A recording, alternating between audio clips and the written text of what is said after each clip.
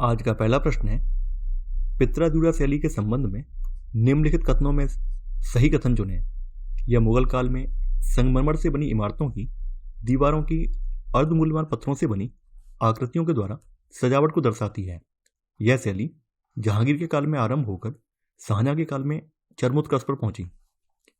पित्रादुरा शैली मुगल कालीन स्थापत्य कला की एक प्रमुख विशेषता थी। इसमें संगमरमर की इमारतों की दीवारों पर अर्धमूल्यवान पत्थरों से बनी विभिन्न आकृतियों के द्वारा सजावट का कार्य किया जाता था। तो यहां पर आपका पहला वाला कथन बिल्कुल सही है। यह शैली जहांगीर के काल से प्रारंभ होकर शाहजहां के काल में अपने चरमोत्कर्ष पर पहुंच गई। ताजमहल में इसका भरपूर प्रयोग हुआ है। शाहजहां ने जो ताजमहल का निर्माण करवाया तो ताजमहल में पित्रादुरा शैली का भरपूर प्रयोग किया गया। तो यहां पर आपका सेकंड वाला कथन ये भी सही है। यहां पर आपका एक और दो दोनों ही सही हैं। यहां पर सही आंसर होगा पहले का सी, दोनों एक और दो। दूसरा प्रश्न है, सूची 1 को सूची 2 से सम्मिलित करें तथा नीचे दिए गए कूट की सहायता से सही उत्तर चुनिए। सूची 1 में स्थापत्य और सूची 2 में उनके निर्माण करता है। बुलंद दरवाजा, बुलंद दरवाजा का निर्माण जो है अकबर ने करवाया था।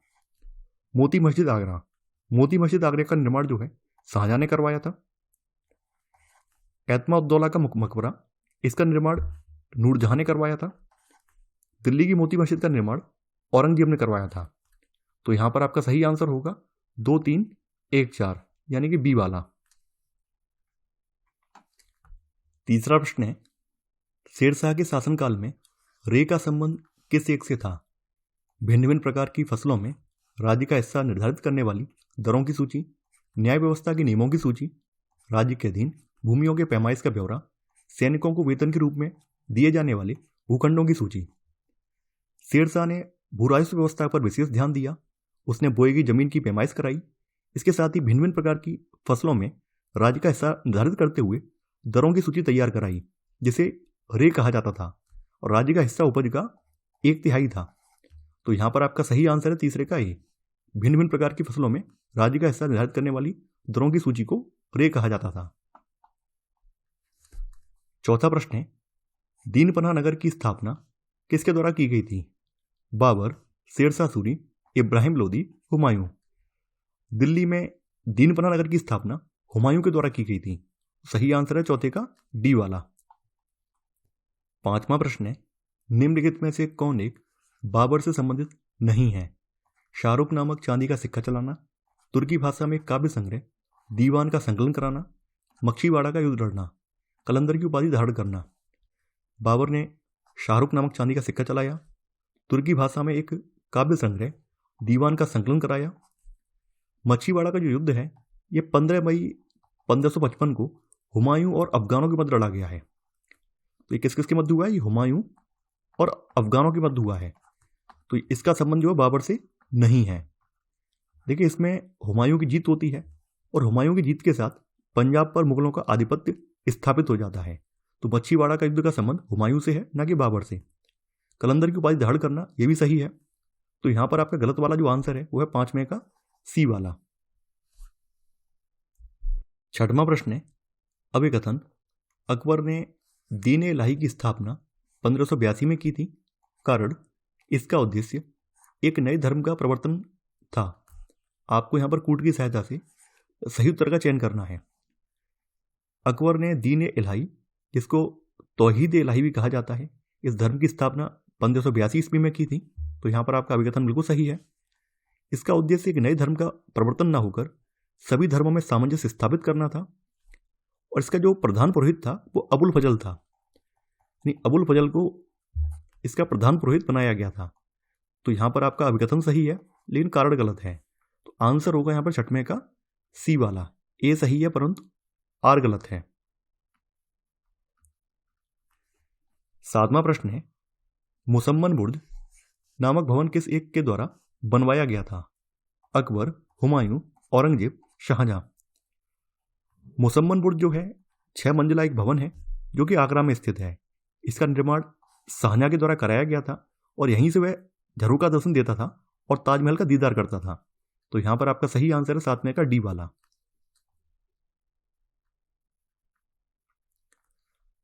8वां प्रश्न है, हुमायूं ने किस एक चित्रकार को सीरी कलम की उपाधि दी थी? दसवंत, बसावन, मीर सैयद अली, अब्दुल समद। हुमायूं ने अपने ईरान प्रवास के दौरान तारीख खानदान तैमूरिया की पांडुपी चित्रित करने के लिए दो प्रमुख चित्रकारों मीर सैयद अली और ख्वाजा अब्दुल समद से सेवाएं प्राप्त की थीं। अब्दुल समद को उसने सीरी कलम की उपाधि दी थी। तो यहां पर आपका सही आंसर होगा 8वें का डी वाला। 9वां प्रश्न है, हिंदुस्तान स्वर्ग के समान है, इसकी आबोहवा खुरासान से बेहतर है, ये हरा भरा है और सालों भर फूलों से लदा रहता है। उपरोक्त कथन निम्नलिखित में से किसका है? बाबर, अमीर खुसरो, अल-बरूनी, फिरदौसी। देखिए ये कथन जो है अमीर खुसरो का है और अमीर खुसरो के बारे में आप लोग जानते हैं, इनका जन्म वर्तमान यूपी के वर्तमान कासगंज जिले के पटियाली क्षेत्र में हुआ था। देखिए आपके जो ये वाला जो टेस्ट सीरीज है, इस टेस्ट सीरीज में इसका आंसर फिर से गलत दिया हुआ है। अब यहाँ पर जिला दिखाया गया बदायूं, जबकि ये बदायूं में नहीं है, वर्तमान में जिला कासगंज में पड़ता है। तो टेस्ट सीरीज में जो आंसर है वो गलत दिया हुआ है। इनकी अगर हम बात करें तो खुसरो ने ऐतिहासिक गाथाओं सहित कई काव्य कृतियों की रचना की। इसने फारसी की एक नई शैली सबक हिंदी इसका निर्माण किया। इनके गुरु का नाम निजामुद्दीन औलिया था। तो यहां पर आपका सही आंसर है 9वें का बी वाला। 10वां प्रश्न है, निम्नलिखित कथनों पर विचार करें। कृषि दासत्व और मैनर प्रणाली सामंतवाद की अनिवार्य विशेषताएं हैं। भारत में सच्चे अर्थों में न तो कृषि दासत्व था और न ही मैनर प्रणाली। उपरोक्त में से असत्य कथन या कथनों का चयन करें। देखिए सबसे पहले बात करते हैं कृषिदास की। और ये कृषिदास जो शब्द है यूरोप से संबंधित है। कृषिदास को यूरोप में सर्फडम भी बोला जाता था, सर्फडम, जिसे सर्फडम कहते थे। तो कृषिदास सामंत की भूमि पर कृषि कार्य करता था। इसे अपना पेशा बदलने की छूट नहीं होती थी और न ही कहीं अन्यत्र जाकर बसने की इसको सुविधा होती थी। यह अपने सामंत की इजाजत के बिना अपनी शादी भी नहीं कर सकता था। मैनर, यहाँ पे मैनर की जो बात की गई है, देखिए मैनर जो है, मैनर प्रणाली की अगर बात करें तो मैनर वह इमारत या दुर्ग था जहाँ पर लॉर्ड या सामंत रहता था। ये बड़े बड़े भूक्षेत्रों के स्वामी होते थे जो कृषिदास की सहायता से कृषि कार्य करवाते थे। अगर हम भारत में देखें तो भारत में सच्चे अर्थों में ना तो कृषि दासत्व था और ना ही मैनर प्रणाली। हालांकि स्थानीय भूस्वामी हमारे यहाँ देखने को मिलेंगे, लेकिन फिर भी हमारे यहाँ के किसानों को बहुत सारे अपने अधिकार मिले हुए थे। वैसे अधिकार यूरोप में किसानों को नहीं थे। तो यहाँ पर आपका सेकंड वाला ये भी सही है कि भारत में सच्चे अर्थों में ना तो कृषि दासत्व था और ना ही मैनर प्रणाली। देखिए यहाँ पर आपका 1 और 2 दोनों ही कथन सही है। तो यहाँ पर आपका आंसर होगा 10 का डी। ना तो एक गलत है और ना ही दूसरा। 11वां प्रश्न है, 9वीं सदी के एक लेखक के अनुसार यह साम्राज्य इतना विशाल था कि तेज से तेज चलने वाला जहाज 2 साल में भी इसका पूरा चक्कर नहीं लगा सकता था। यह कथन निम्न में से किस साम्राज्य के विषय में कहा गया है? कंबोज साम्राज्य, पल्लव साम्राज्य, चोल साम्राज्य, सेलन साम्राज्य। देखिए यह कथन सेलन साम्राज्य के विषय में 9वीं सदी के एक लेखक के द्वारा कहा गया है। सेलन साम्राज्य दक्षिण पूर्व एशिया के सर्वाधिक शक्तिशाली राज्यों में से एक था। इसका उदय 7वीं सदी में मुख्य रूप से श्री विजय साम्राज्य के भग्नावशेषों पर इसका उदय हुआ था और यह साम्राज्य जो है 10वीं सदी तक कायम रहा है। अपने चरमोत्कर्ष काल में सुमात्रा, जावा, मलय प्रायद्वीप, सियाम यानी कि आधुनिक थाईलैंड और यहाँ तक कि फिलीपींस के कुछ हिस्से भी इसमें शामिल थे। सेलन शासकों के पास एक शक्तिशाली नौसेना थी और चीन के साथ होने वाले व्यापार के समुद्री मार्ग पर इनका एकाधिकार था। सेलन शासकों ने कई भव्य मंदिरों का निर्माण करवाया, जिनमें सबसे विख्यात मंदिर जो है वो बुद्ध को समर्पित बोरोबुदुर का मंदिर है। तो अगर आपसे कहीं पूछा जाए बोरोबुदुर के मंदिर का निर्माण किसने करवाया है, तो आप बता पाएंगे सेलन शासकों ने इसका निर्माण करवाया है। तो यहाँ पर आपका सही आंसर है 11 का डी वाला। यहाँ पर कंबोज साम्राज्य के बारे में बताया गया है। कंबोज के बारे में जान लीजिए। कंबोज साम्राज्य कंबोडिया और अन्नाम में फैला हुआ था और कंबोज साम्राज्य जो है 15वीं सदी तक कायम रहा है। अंकोर वाट का जो प्रसिद्ध मंदिर है वो इसी साम्राज्य में बनवाया गया है। तो यहाँ पर कंबोज साम्राज्य का संबंध जो है अंकोर वाट मंदिर से है, वहीं सेलन साम्राज्य का संबंध जो है बोरोबुदुर के बुद्ध मंदिर से है। तो यहाँ पर आपका सही आंसर होगा डी वाला। 12वां प्रश्न है, निम्नलिखित कथनों पर विचार करें। जब्ती प्रणाली का संबंध राजा टोडरमल से जोड़ा जाता है। टोडरमल एक मेधावी राजस्व अधिकारी था जिसने कुछ समय तक शेरशाह सूरी के अधीन भी काम किया। आपको यहाँ पर सही कथनों का चयन करना है। देखिए यहाँ पर आपका पहला वाला कथन बिल्कुल सही है। जब्ती प्रणाली का संबंध राजा टोडरमल से जोड़ा जाता है। इसी के सुधरे हुए रूप को दहसाला प्रणाली भी कहा जाता है। यानी जो जब्ती प्रणाली है इसका सुधरा हुआ रूप जो है उसको दहसाला प्रणाली कहा जाता है, और कभी कभी इसे टोडरमल व्यवस्था भी कहा जाता है। टोडरमल ने कुछ समय तक शेरशाह सूरी के अधीन भी कार्य किया था और वह अकबर के अधीन उभरने वाले कुछ राजस्व अधिकारियों में से एक था। तो यहाँ पर आपका 1 और 2 दोनों ही कथन सही हैं। तो सही आंसर होगा यहाँ पर 12 का सी, दोनों 1 तथा 2। 13वां प्रश्न है, बहमनी राज्य की स्थापना का वर्ष था 1336 ईस्वी, 1347 ईस्वी, 1337 ईस्वी, 1346 ईस्वी। बहमनी राज्य की स्थापना 1347 ईस्वी में हुई थी। इस राज्य का संस्थापक एक अफगान था जिसका नाम अलाउद्दीन हसन था। अलाउद्दीन हसन का उत्थान गंगू नामक ब्राह्मण की सेवा में हुआ था। इसी वजह से अलाउद्दीन हसन को हसन गंगू भी कहा जाता है। इसका साम्राज्य विजयनगर साम्राज्य के उत्तर में स्थित था। तो बहमनी राज्य की स्थापना 1347 ईस्वी में हुई है। वहीं 1336 ईस्वी में विजयनगर साम्राज्य की स्थापना हुई है।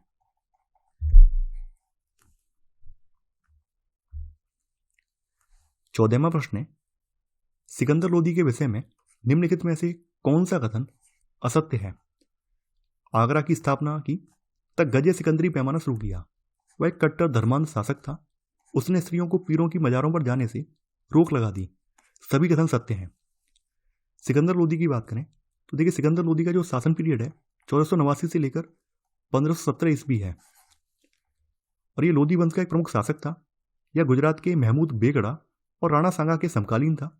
इसने 1504 ईस्वी में आगरा की स्थापना की और इसे अपनी राजधानी बनाया। इसने भूमि पैमाइश का एक नया पैमाना शुरू किया जो गजे सिकंदरी कहलाया। तो यहाँ पर आपका ए वाला कथन बिल्कुल सही है। आगरा की स्थापना की तो गजे सिकंदरी पैमाना शुरू किया। वह एक कट्टर धर्मांध शासक था। तो यहाँ पर आपका बी वाला ये भी सही है। उसने मुसलमानों को शरीयत के खिलाफ जाने से सख्ती से रोका है। स्त्रियों को पीरों की मजारों पर जाने से और उनकी याद में जुलूस निकालने की इसने मनाही कर दी है। इसके अलावा इसने हिंदुओं पर फिर से जजिया कर लगाया। तो यहाँ पर आपका सी वाला कथन ये भी सही है।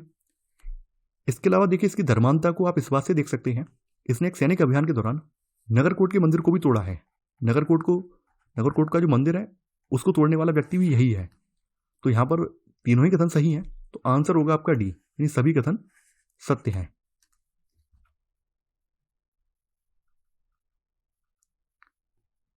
15वां प्रश्न है, नीचे 2 कथन दिए गए हैं जिनमें से एक को अभिकथन और दूसरे को कारण कहा गया है। अभिकथन, अमीरों के गैर तुर्क गुटों ने खिलजी विद्रोह का स्वागत किया। कारण, खिलजियों के उदय के साथ उच्च पदों पर तुर्कों का एकाधिकार हो गया। आपको यहाँ पर कूट की सहायता से सही उत्तर का चयन करना है। सल्तनत काल में खिलजी अमीरों के एक गुट ने 1290 ईस्वी में बलबन के अयोग्य उत्तराधिकारियों को पदच्युत करके अपने नेता जलालुद्दीन खिलजी को गद्दी पर बैठा दिया। जलालुद्दीन उत्तर पश्चिम सीमाओं का प्रधान रक्षक था और उसने कई लड़ाइयों में मंगोलों के खिलाफ अपना जौहर भी दिखाया था। अमीरों के गैर तुर्क गुटों ने खिलजी विद्रोह का स्वागत किया। खिलजी जो मिश्रित ब्लड वाले थे, इन्होंने तुर्कों को ऊंचे पदों से वंचित नहीं किया, लेकिन उनके उदय के साथ उच्च पदों पर तुर्कों का जो एकाधिकार था वो समाप्त हो गया है। यानी जैसे ही खिलजी सत्ता में आए हैं, इसके बाद तुर्कों का जो उच्च पदों पर एकाधिकार था ये समाप्त हो गया है। तो यहाँ पर आपका कारण वाला गलत है, अभिकथन आपका सही है। तो यहाँ पर आपका सही आंसर होगा 15 का सी वाला, यानी ए सही है लेकिन आर गलत है। 16वां प्रश्न है, निम्नलिखित में से कौन संत बनने से पहले एक लुटेरा था? रामानंद, नामदेव, सेना, कबीर। नामदेव जो हैं ये महाराष्ट्र के एक प्रसिद्ध संत थे। इनका जीवन काल 14वीं सदी के पूर्वार्ध में था। नामदेव दर्जी थे और ये संत बनने से पहले लुटेरे का जीवन व्यतीत करते थे। इन्होंने ईश्वर के प्रति प्रेम और भक्ति से ओतप्रोत मराठी भाषा में अनेक कविताएं भी लिखी हैं और जाति पात ऊंच नीच का इन्होंने विरोध किया है। तो यहाँ पर आपका सही आंसर होगा 16 का बी वाला, नामदेव। 17वां प्रश्न है, प्रसिद्ध संत रामानंद का जन्म स्थान है? प्रयागराज, वाराणसी, आगरा, मथुरा। देखिए रामानंद जो है ये रामानुज के अनुयायी थे इनका जन्म प्रयागराज में हुआ था और बाद के काल में इन्होंने काशी में प्रवास किया है। इन्होंने विष्णु के स्थान पर राम की उपासना पर ज़्यादा बल दिया है। इन्होंने विभिन्न जातियों के लोगों को अपना शिष्य बनाया है, जिसमें रविदास, कबीर, सेना इनके प्रमुख हैं। तो यहाँ पर सही आंसर होगा 17 का ए। इनका जन्म जो है प्रयागराज में हुआ था। 18वां प्रश्न है, भारतीय शास्त्रीय संगीत पर फारसी में सबसे अधिक पुस्तकों की रचना किस मुगल शासक के काल में हुई? अकबर, शाहजहां, औरंगजेब, जहांगीर। देखिए, हाल के ही कुछ अनुसंधान हुए हैं जिनके आधार पर यह मालूम होता है कि औरंगजेब ने अपने दरबार से गायन जो है, गायन को तो उठा दिया है, लेकिन वाद्य यंत्रों के वादन को बंद नहीं करवाया है। बादशाह जो है स्वयं एक कुशल वीणा वादक था। औरंगजेब के हरम की जो रानियां हैं और उसके उमरा जो है संगीत के सभी रूपों को प्रश्रय देते रहे हैं। यही कारण है कि भारतीय शास्त्रीय संगीत पर फारसी में सबसे अधिक पुस्तकों की रचना जो है वो औरंगजेब के शासनकाल में हुई है। तो यहां पर आपका सही आंसर है 18 का सी वाला। 19वां प्रश्न है, असत्य कथन है, चीनी यात्री इस सिंह 670 ईस्वी में नालंदा आया। हर्षवर्धन अपने आरंभिक जीवन में शैव था। हर्षवर्धन ने प्रियदर्शिका, रत्नावली तथा हर्षचरित नामक नाटकों की रचना की। वेनसांग 645 ईस्वी में चीन वापस लौटा। देखिए, यहाँ पर ए वाला कथन बिल्कुल सही है। चीनी यात्री इस सिंह 670 ईस्वी में नालंदा आया है। हर्षवर्धन जो है अपने आरंभिक जीवन में शैव था, लेकिन धीरे धीरे ये बौद्ध धर्म का महान संपोषक हो गया। तो यहाँ पर आपका बी वाला कथन ये भी सही है। हर्षवर्धन ने प्रियदर्शिका, रत्नावली और नागानंद, तो इन नाटकों की रचना जो है हर्षवर्धन ने की है। वहीं हर्षचरित की रचना जो है इसके दरबारी कवि बाणभट्ट ने की है। बाणभट्ट ने जो है हर्षचरित की रचना की है, न कि हर्षवर्धन ने। तो यहां पर आपका सी वाला जो है गलत हो जाएगा। हेनसांग की बात करें तो हेनसांग जो है 629 ईस्वी में चीन से चलकर भारत आया है और भारत में 15 वर्षों तक रहने के पश्चात 645 ईस्वी में ये चीन वापस लौटा है। तो यहां पर आपका डी वाला कथन सही है। यहां पर आपका गलत वाला जो आंसर है वो है सी वाला, 19 का सी। 20वां प्रश्न है, लगभग 220 ईसा पूर्व में चीन की महादीवार का निर्माण किस शासक द्वारा करवाया गया? सी हुआंग ती द्वारा, कुबलई खान द्वारा, वू जियांग द्वारा, वेनजांग द्वारा। चीन के राजा सी हुआंग ती, इनका शासन पीरियड जो है 247 से लेकर 210 बीसी है। तो इन्होंने सीथियन शकों के हमलों से अपने साम्राज्य को बचाने के लिए चीन की महादीवार का निर्माण 220 ईस्वी में करवाया था। तो यहां पर आपका सही आंसर होगा 20 का ए वाला। 21वां प्रश्न है, नीचे दो कथन दिए गए हैं जिनमें से एक को अभिकथन और दूसरे को कारण कहा गया है। अभिकथन, ऋग्वेद में लिंग पूजक अनार्य जातियों की चर्चा की गई है। कारण, लिंग पूजा हड़प्पा काल में शुरू हुई और आगे चलकर हिंदू समाज में पूजा की विशिष्ट विधि मानी जाने लगी। आपको यहां पर कूट की सहायता से सही उत्तर का चयन करना है। देखिए, लिंग पूजा जो है हड़प्पा काल में शुरू हुई है और आगे चलकर हिंदू समाज में पूजा की विशिष्ट विधि मानी जाने लगी है। हड़प्पा में पत्थर पर बने लिंग और योनि के अनेक प्रतीक मिले हैं। तो यहां पर आपका कारण वाला बिल्कुल सही है और यहां पर अभिकथन भी सही है। ऋग्वेद में लिंग पूजक अनार्य जातियों की चर्चा की गई है। तो यहां पर आपका अभिकथन बिल्कुल सही है। देखिए, लिंग पूजा का प्रचलन बाद में कालांतर में शिव पूजा के रूप से गहन रूप से जुड़ गया था। तो यहां पर आपका अभिकथन और कारण दोनों ही सही है और कारण जो है अभिकथन की सही व्याख्या भी कर रहा है। तो सही आंसर होगा यहां पर ए वाला, यानी ए और आर दोनों सही हैं और आर ए की सही व्याख्या करता है। 22वां प्रश्न है, बादरायण का ब्रह्मसूत्र किस दर्शन का मूल ग्रंथ है? न्याय, वैशेषिक, मीमांसा, वेदांत। ईसा पूर्व 2वीं सदी में संकलित बादरायण का ब्रह्मसूत्र वेदांत दर्शन का मूल है। देखिए, वेदांत का अर्थ है वेद का अंत। बाद में जो है बादरायण के ब्रह्मसूत्र पर 2 भाष्य भी लिखे गए हैं। तो पहला भाष्य लिखा है शंकराचार्य ने 9वीं सदी में और दूसरा भाष्य लिखा है रामानुज ने 12वीं सदी में। तो यहां पर आपका सही आंसर होगा 22 का डी वाला, वेदांत।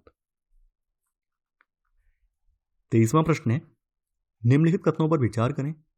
चंद्रगुप्त प्रथम ने 319 से 320 ईस्वी में अपने राज्यारोहण के स्मारक के रूप में गुप्त संवत चलाया।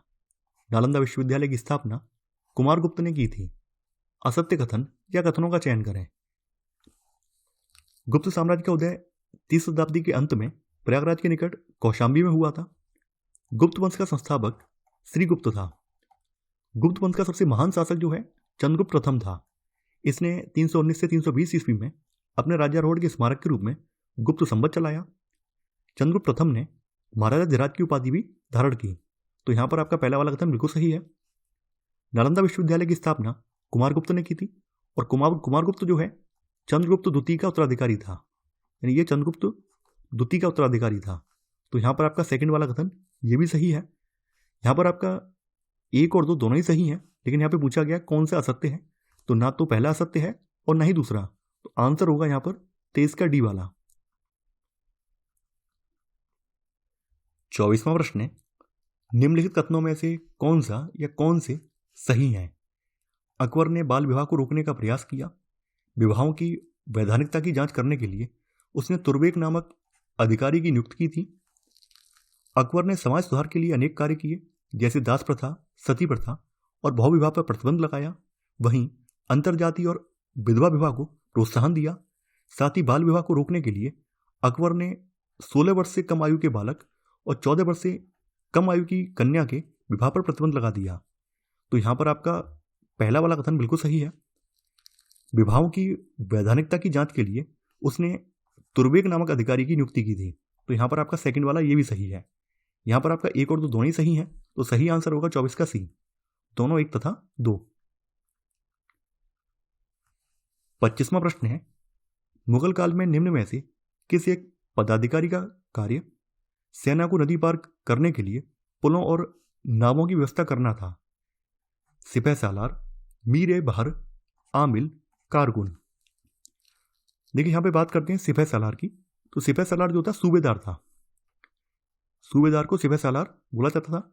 और सूबेदार का काम क्या था? सूबेदार प्रांत की व्यवस्था देखना और भूमि कर संग्रह में सहायता करना, ये सूबेदार का काम था। मीर बहर की बात करें तो मीर बहर सेना को नदी पार करने के लिए पुलों और नावों की व्यवस्था करता था।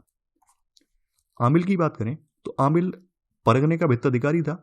इसका प्रमुख कार्य भूमि कर का निर्धारण करना और वसूली करना था। कारकुन का प्रमुख कार्य परगने के हिसाब किताब को लिखना था। तो सेना को नदी पार करने के लिए पुलों और नावों की व्यवस्था करने वाला अधिकारी मीर बहर कहलाता था। तो यहां पर आपका सही आंसर होगा 25 का बी वाला। 26वां प्रश्न है, विजयनगर साम्राज्य में वेशभग किसे कहा जाता था? मनुष्यों के क्रय विक्रय को, भू राजस्व वसूली प्रणाली को, सती प्रथा को, विधवा विवाह को। विजयनगर साम्राज्य में दास प्रथा प्रचलित थी और इतालवी यात्री जो निकोलो कॉन्टी है, इसने दास प्रथा का विस्तृत वर्णन किया है। मनुष्यों के क्रय विक्रय को यहां पर वेशभग कहा जाता था। तो यहां सही आंसर होगा 26 का ए वाला। 27वां प्रश्न है, निम्नलिखित कथनों में से कौन सा या कौन से असत्य हैं? राणा कुंभा ने मालवा के महमूद खिलजी पर विजय प्राप्त की थी। मालवा विजय की स्मृति में उसने कीर्ति स्तंभ का निर्माण करवाया था। देखिए राणा कुंभा की बात करें तो राणा कुंभा का जो टाइम पीरियड है 1433 से लेकर 68 के बीच का इनका शासन पीरियड है। राणा कुंभा की सबसे महत्वपूर्ण विजय मालवा के महमूद खिलजी के विरुद्ध थी। तो यहां पर आपका पहला वाला कथन बिल्कुल सही है। मालवा विजय की स्मृति में राणा कुंभा ने चित्तौड़ में कीर्ति स्तंभ का निर्माण करवाया था और चित्तौड़ के इस कीर्ति स्तंभ को हिंदू देवशास्त्र का कोष भी कहा जाता है। तो यहां पर आपका एक और दो दोनों ही सही हैं। तो यहां पर पूछा गया कौन सा कथन असत्य है, तो ना तो पहला गलत है और ना ही दूसरा। आंसर होगा यहां पर 27 का डी वाला। 28वां प्रश्न है, सूची 1 में राजवंश दिए हुए हैं और सूची 2 में उनके संस्थापक दिए हुए हैं। बीजापुर, देखिए बीजापुर की स्थापना जो है यूसुफ आदिल शाह ने की थी। तो यूसुफ आदिल शाह ने बीजापुर की स्थापना जो है 1489 ईस्वी में की थी। अहमदनगर की स्थापना जो है मलिक अहमद ने की थी और इसकी स्थापना जो है 1490 ईस्वी में हुई है। गोलकुंडा की स्थापना कुली कुतुब शाह ने की थी और इसकी स्थापना 1512 ईस्वी में हुई है। बीदर की स्थापना अमीर अली बरीद ने की थी और इसकी स्थापना जो है 19 ईस्वी में हुई है। वहीं बरार और रह गया है, बरार की स्थापना जो है, बरार भी जान लीजिए। तो बरार की स्थापना फतउल्लाह इमाद ने की थी और इसकी स्थापना 1490 ईस्वी में हुई है। तो यहां पर आपका सही युग्म बनेगा 4 1 2 3। तो आंसर होगा यहां पर ए वाला 4 1 2 3। 29वां प्रश्न है, चोल काल से संबंधित निम्नलिखित युग्मों में से कौन सा एक सही सुमेलित नहीं है? और गांव की आम सभा, गंगैकोंड चोल, राजराज प्रथम, मंदिर, द्रविड़ शैली सभी सही सुमेलित हैं। चोल साम्राज्य की स्थापना 850 ईस्वी में विजयालय ने की थी। विजयालय जो है पल्लवों का सामंत था। राजेंद्र प्रथम ने बंगाल की खाड़ी को पार करके बंगाल पर विजय प्राप्त की और इस स्मृति में उसने गंगैकोंड चोल की उपाधि धारण की। तो यहां पर बी वाला जो है गलत है, राजराज प्रथम ने नहीं बल्कि राजेंद्र प्रथम ने उपाधि धारण की थी। तो यहां पर आपका बी वाला जो है ये गलत हो जाएगा। वहीं यहां पर पहले वाले की बात करें तो देखिए पहली वाला आपका बिल्कुल सही है। चोल काल में उर जो है ये गांव की सभा होती थी। मंदिर, चोल काल में जो भी मंदिर बनाए गए हैं उनकी जो शैली है वो द्राविड़ शैली है। तो यहां पर आपका सी वाला भी सही है। यहां पर आपका केवल बी वाला सुमेलित नहीं है, तो सही आंसर होगा यहां पर बी वाला।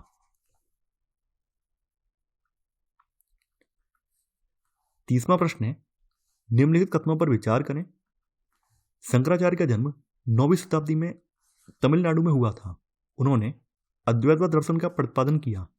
अद्वैतवाद के अनुसार ईश्वर और उसकी सृष्टि दोनों अलग अलग चीजें हैं। देखिए यहां पर आपका पहला वाला जो कथन है ये सही नहीं है। शंकराचार्य का जन्म जो है 9वीं शताब्दी में तमिलनाडु में नहीं बल्कि केरल में हुआ था। तो यहां पर आपका पहला वाला कथन गलत हो जाएगा। शंकराचार्य के दर्शन को अद्वैतवाद कहा जाता है। तो यहां पर आपका सेकंड वाला ये सही है। अद्वैतवाद के अनुसार ईश्वर और उसकी सृष्टि एक ही है, यानी थर्ड वाला जो है ये भी गलत हो जाएगा। इसमें कहा है अद्वैतवाद के अनुसार ईश्वर और उसकी सृष्टि दोनों अलग अलग हैं, अलग अलग नहीं है, एक ही चीज है। शंकराचार्य ने वेदों को सच्चे ज्ञान के स्रोत के रूप में फिर से प्रतिष्ठित किया। तो यहां पर आपका केवल सेकंड वाला सही है। सही आंसर होगा 30 का सी, केवल 2। 31वां प्रश्न है, वहिंद का युद्ध हुआ था महमूद गजनवी और जयपाल के बीच, मोहम्मद गौरी और पृथ्वीराज के बीच, महमूद गजनवी और आनंदपाल के बीच, बाबर और राणा सांगा के बीच। वहिंद का युद्ध 1008 और 9 ईस्वी के मध्य महमूद गजनवी और आनंदपाल के बीच हुआ था, जिसमें महमूद गजनवी की विजय हुई थी। तो यहां पर आपका सही आंसर 31 का सी वाला। 32वां प्रश्न है, निम्नलिखित युग्मों में से कौन सा या कौन से सही सुमेलित हैं? विदेशी यात्री और विजयनगर शासक, निकोल कॉन्टी, देवराय प्रथम, अब्दुल रज़ाक, देवराय द्वितीय, नूनिज, अच्युत देवराय सभी सही सुमेलित हैं। इतावली यात्री निकोल कॉन्टी जो है देवराय प्रथम के शासनकाल में आया है। अब्दुल रज़ाक जो है देवराय द्वितीय के शासनकाल में आया है। नूनिज अच्युत देवराय के शासनकाल में आया है। तो यहां पर आपका आंसर होगा डी वाला, ये सभी सही सुमेलित हैं। 33वां प्रश्न है, निम्नलिखित में से किस शासक ने बहमनी राज्य से बेलगांव और गोवा छीन लिए थे? बुक्का प्रथम, देवराय प्रथम, हरिहर द्वितीय, देवराय द्वितीय। हरिहर द्वितीय ने बहमनी राज्य से बेलगांव और गोवा छीन लिए थे। तो यहां पर आपका सही आंसर होगा 33 का सी वाला। 34वां प्रश्न है, विजयनगर तथा बहमनी साम्राज्य के हितों का टकराव 3 अलग अलग क्षेत्रों में था। निम्नलिखित में से कौन एक क्षेत्र इन तीनों में सम्मिलित नहीं था? तुंगभद्रा दोआब, कृष्णा गोदावरी डेल्टा, मराठवाड़ा प्रदेश, गोदावरी महानदी दोआब। देखिए विजयनगर और बहमनी साम्राज्य के हितों का टकराव तुंगभद्रा दोआब, कृष्णा गोदावरी डेल्टा और मराठवाड़ा प्रदेश को लेकर था। गोदावरी महानदी दोआब जो है इनके क्षेत्र में नहीं पड़ता था।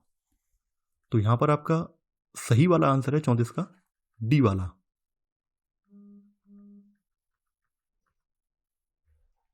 35वां प्रश्न है, सूची 1 में पुस्तक दी हुई है और सूची 2 में लेखक दिए हुए हैं। ताजुल मासिर, ताजुल मासिर के लेखक हसन निजामी है। किताब उल यमनी, इसके लेखक उतबी है। शाहनामा, शाहनामा के लेखक फिरदौसी हैं। और किताब उल हिंद के लेखक अलबरूनी हैं।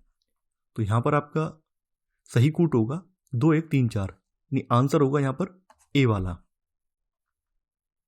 36वां प्रश्न है, अभिकथन तराइन की दूसरी लड़ाई में पृथ्वीराज चौहान को पराजय मिली थी, कारण इस लड़ाई में कन्नौज के शासक जयचंद ने पृथ्वीराज का साथ दिया था।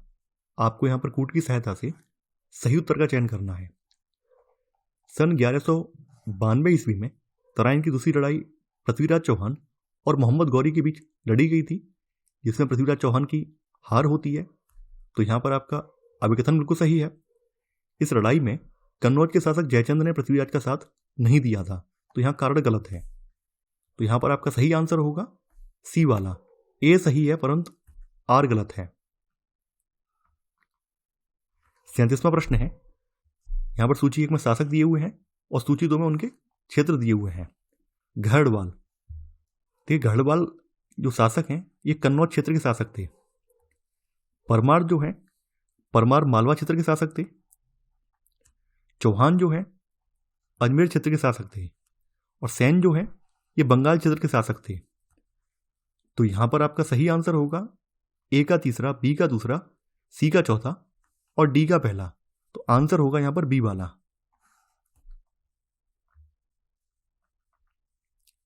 38वां प्रश्न है, निम्नलिखित में से किस एक लड़ाई द्वारा विजयनगर के महान साम्राज्य का अंत हुआ?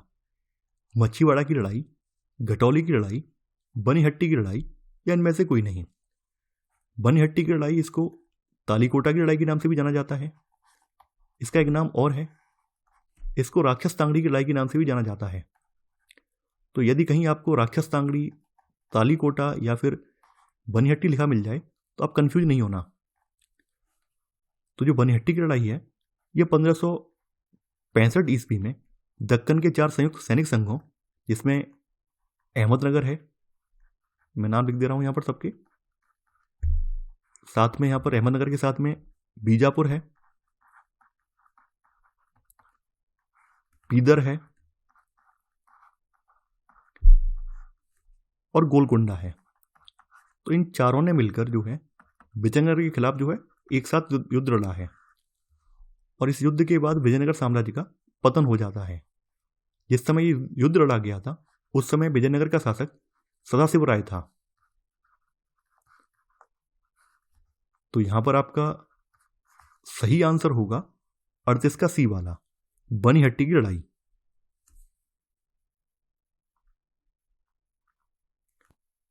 39वां प्रश्न है, निम्नलिखित में से कौन सी एक अर्हता विजयनगर साम्राज्य में मंत्रिपरिषद की सत्ता के लिए अनिवार्य योग्यताओं के विषय में असत्य है? व्यक्ति का विद्वान एवं राजनीति में निपुण होना, उसकी आयु 40 से 60 वर्ष के बीच होना, उसका शारीरिक रूप से स्वस्थ होना, उसका राजपरिवार से संबंधित होना तथा छल कपट से मुक्त होना। देखिए विजयनगर की मंत्रिपरिषद में शामिल होने के लिए व्यक्ति का विद्वान और राजनीति में निपुण होना चाहिए था। उसकी आयु जो है 50 से 60 के बीच होनी चाहिए थी, न कि 40 से 60। उसका शारीरिक रूप से स्वस्थ भी होना चाहिए था और उसका राजपरिवार से संबंधित होना और छल कपट से मुक्त भी होना चाहिए था। तो यहां पर आपका बी वाला गलत है, तो आंसर है 39 का बी वाला। 40वां प्रश्न है, निम्नलिखित पर विचार करें। ममलूक वंश, लोधी वंश, तुगलक वंश, खिलजी वंश, सैयद वंश। दिल्ली सल्तनत के उपरोक्त वंशों को सत्ता में बिताए गए वर्षों के आधार पर अवरोही क्रम में व्यवस्थित करें। ममलूक वंश, देखिए ममलूक वंश का शासन पीरियड जो है 1206 ईस्वी से लेकर 1290 ईस्वी तक है और ममलूक वंश ने सत्ता में कुल 84 वर्ष बिताए हैं। लोधी वंश की बात करें तो लोधी वंश का जो टाइम पीरियड है 1450 से लेकर 1552 तक है और इसने सत्ता में कुल मिलाकर 76 वर्ष बिताए हैं। अब देखिए आप लोगों के कुछ के मन में आ रहा होगा कि यहाँ 1450 से लेकर 1552 लिखा है, ऐसे तो 102 साल हो गए, लेकिन आपको याद होना चाहिए बीच में बाबर ने भी शासन किया है, हुमायूं भी बीच में आ गया, बीच में ये नहीं रहे सत्ता में, तो वो टाइम यहाँ पे काउंट नहीं किया जाएगा। समझने वाली बात ये है। तुगलक वंश की बात करें तो तुगलक वंश का जो टाइम पीरियड है 1320 से लेकर 1414 रहा है। 1320 से लेकर 1414 तक तुगलक वंश का टाइम पीरियड रहा है और इन्होंने सत्ता में जो है कुल मिलाकर 94 साल इस सत्ता में रहे हैं। खिलजी वंश की बात करें तो खिलजी वंश का जो टाइम पीरियड है 1290 से लेकर 1320 है, और ये लोग सत्ता में कुल 30 वर्ष रहे हैं। सैयद वंश की बात करें, सैयद वंश जो है 1414 से लेकर 1450 तक सत्ता में रहा है, यानी ये 36 वर्ष तक सत्ता में रहा है। तो यहां पर आपका सही क्रम होगा, पहले तुगलक आएंगे, तुगलक के बाद ममलूक आएंगे, फिर लोदी आएंगे, फिर आपके सैयद आएंगे और फिर खिलजी आएंगे, यानी 3 1 2 5 4। तो आंसर होगा यहां पर सी, 3 1 2 5 4। 41वां प्रश्न है, सल्तनत काल में निम्न में से कौन सी एक पद्धति भू राजस्व निर्धारण के रूप में नहीं अपनाई जाती थी? बटाई, मुक्ताई, मापन, कानकूत। सल्तनत काल में भू राजस्व निर्धारण के लिए बटाई, मुक्ताई, मापन, गल्ला विकसी इत्यादि पद्धतियां थीं। कानकूत जो है ये सल्तनत काल की नहीं बल्कि मुगल काल की पद्धति है। हालांकि जो कानकूत है ये मुक्ताई पद्धति का ही बदला हुआ नाम है। मुक्ताई में लगान निर्धारण की मिश्रित प्रणाली अपनाई जाती थी।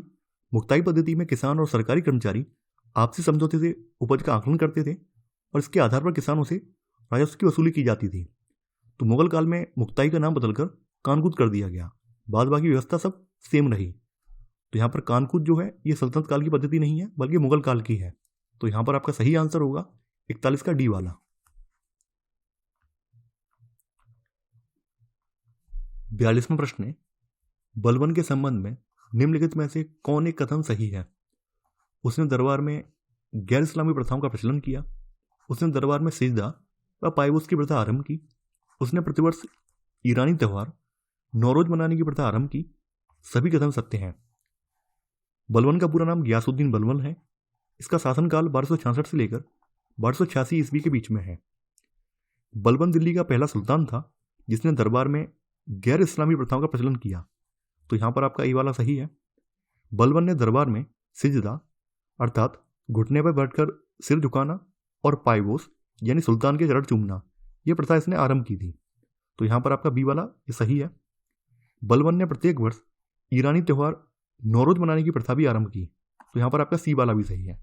यहां पर आपके तीनों ही कथन सही है, तो आंसर होगा यहां पर डी, सभी कथन सत्य हैं। 43वां प्रश्न है, नीचे 2 कथन दिए गए हैं जिनमें से एक को अभिकथन और दूसरे को कारण कहा गया है। अभिकथन, अलाउद्दीन खिलजी ने सन 1296 ईस्वी में देवगिरी पर आक्रमण किया। कारण, इसका उद्देश्य साम्राज्य विस्तार करना था। आपको यहां पर कूट की सहायता से सही उत्तर का चयन करना है।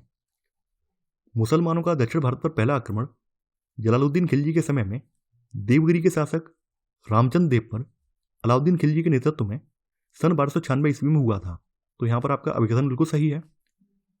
इस आक्रमण का उद्देश्य साम्राज्य का विस्तार करना नहीं था बल्कि धन की लालसा थी, क्योंकि देवगिरी राज्य जो था दक्षिण भारत में सर्वाधिक शक्तिशाली और संपन्न राज्य था।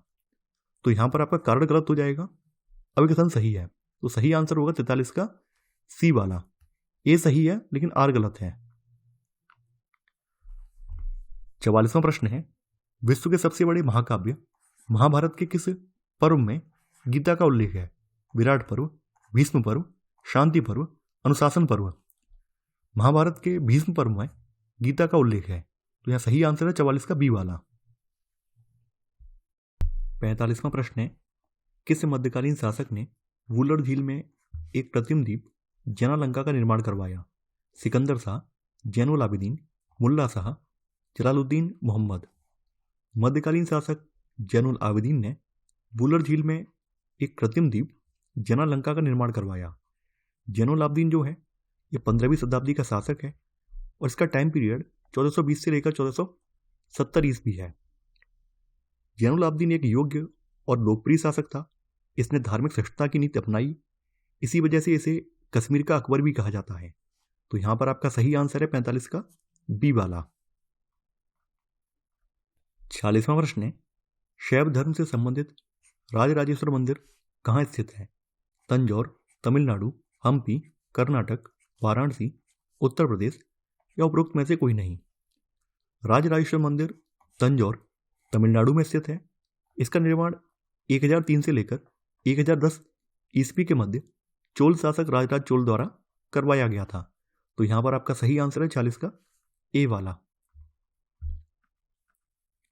47वां प्रश्न है अभिकथन। मुगल काल को गुप्त काल के बाद भारत का दूसरा स्वर्ण युग कहा जाता है। कारण, मुगल काल में भारत में सांस्कृतिक गतिविधियों का बहुमुखी विकास हुआ। आपको यहां पर कूट की सहायता से सही उत्तर का चयन करना है। देखिए यहां पर अभिकथन बिल्कुल सही है। मुगल काल में भारत में सांस्कृतिक गतिविधियों का बहुमुखी विकास हुआ। इस काल में स्थापत्य, चित्रकारी और संगीत के क्षेत्रों में कई प्रतिमान स्थापित हुए। इसी वजह से मुगल काल को गुप्त काल के बाद भारत का दूसरा स्वर्ण युग कहा जाता है। तो यहां पर आपका अभिकथन और कारण दोनों ही सही है, और कारण जो है वो अभिकथन की सही व्याख्या कर रहा है। तो सही आंसर होगा 47 का ए वाला। 48वां प्रश्न है जसवंत एवं दशावन नामक चित्रकार किस मुगल सम्राट के दरबार में थे? शाहजहां, अकबर, औरंगजेब, बाबर।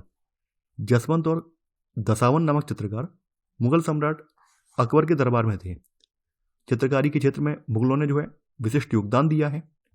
तो ये जसवंत और जो दशावन है, इन्होंने चित्रकारी में नए विषयों का समावेश किया है, जैसे दरबार, शिकार, युद्ध के दृश्य। तो ये सब चित्र इन्होंने चित्रित किए हैं। तो यहां पर आपका सही आंसर होगा 48 का बी वाला। 49वां प्रश्न है अष्टप्रधान नामक मंत्रिपरिषद निम्नलिखित में से किस एक शासक द्वारा नियुक्त की गई थी? शिवाजी द्वारा, अकबर द्वारा, कृष्णदेव राय द्वारा, जहांगीर द्वारा। देखिए शिवाजी ने प्रशासनिक व्यवस्था को मजबूत करने के लिए 8 मंत्रियों की नियुक्ति की थी, जिन्हें सामूहिक रूप से अष्टप्रधान कहा जाता था। तो यहां पर आपका सही आंसर है 49 का ए वाला, शिवाजी द्वारा। 50वां प्रश्न है निम्नलिखित में से कौन सा एक विजयनगर साम्राज्य में रचित नहीं है? जाम्बवती कल्याणम, मनुचरितम, आमुक्तमाल्यद, प्रबोध चंद्रोदय। जाम्बवती कल्याणम, मनुचरितम और आमुक्तमाल्यद, इन तीनों की रचना विजयनगर साम्राज्य में हुई है। प्रबोध चंद्रोदय की रचना करने वाले व्यक्ति कृष्ण मिश्र हैं, और कृष्ण मिश्र जो हैं ये चंदेल वंशी शासक राजा कीर्तिवर्मन की सभा में रहते थे। तो यहां पर आपका सही आंसर है 50 का डी वाला। 51वां प्रश्न है सूची 1 में प्राचीन रचनाएं दी हुई हैं और सूची 2 में उनके रचनाकार हैं। अष्टाध्यायी। अष्टाध्यायी की रचना पाणिनि ने की थी, और अष्टाध्यायी जो है व्याकरण ग्रंथ है। महाभाष्य। महाभाष्य की रचना पतंजलि ने की थी, और ये अष्टाध्यायी पर एक टीका है। प्रबंध चिंतामणि, इसकी रचना जो है मेरुतुंग ने की थी, और इसमें गुजरात के शासकों का वर्णन है। परिशिष्ट पर्व की रचना जो है हेमचंद्र ने की थी, तो इसमें जैन धर्म और मौर्य वंश का इतिहास है। तो यहां पर आपका सही आंसर होगा ए का तीसरा, बी का चौथा, सी का दूसरा और डी का पहला।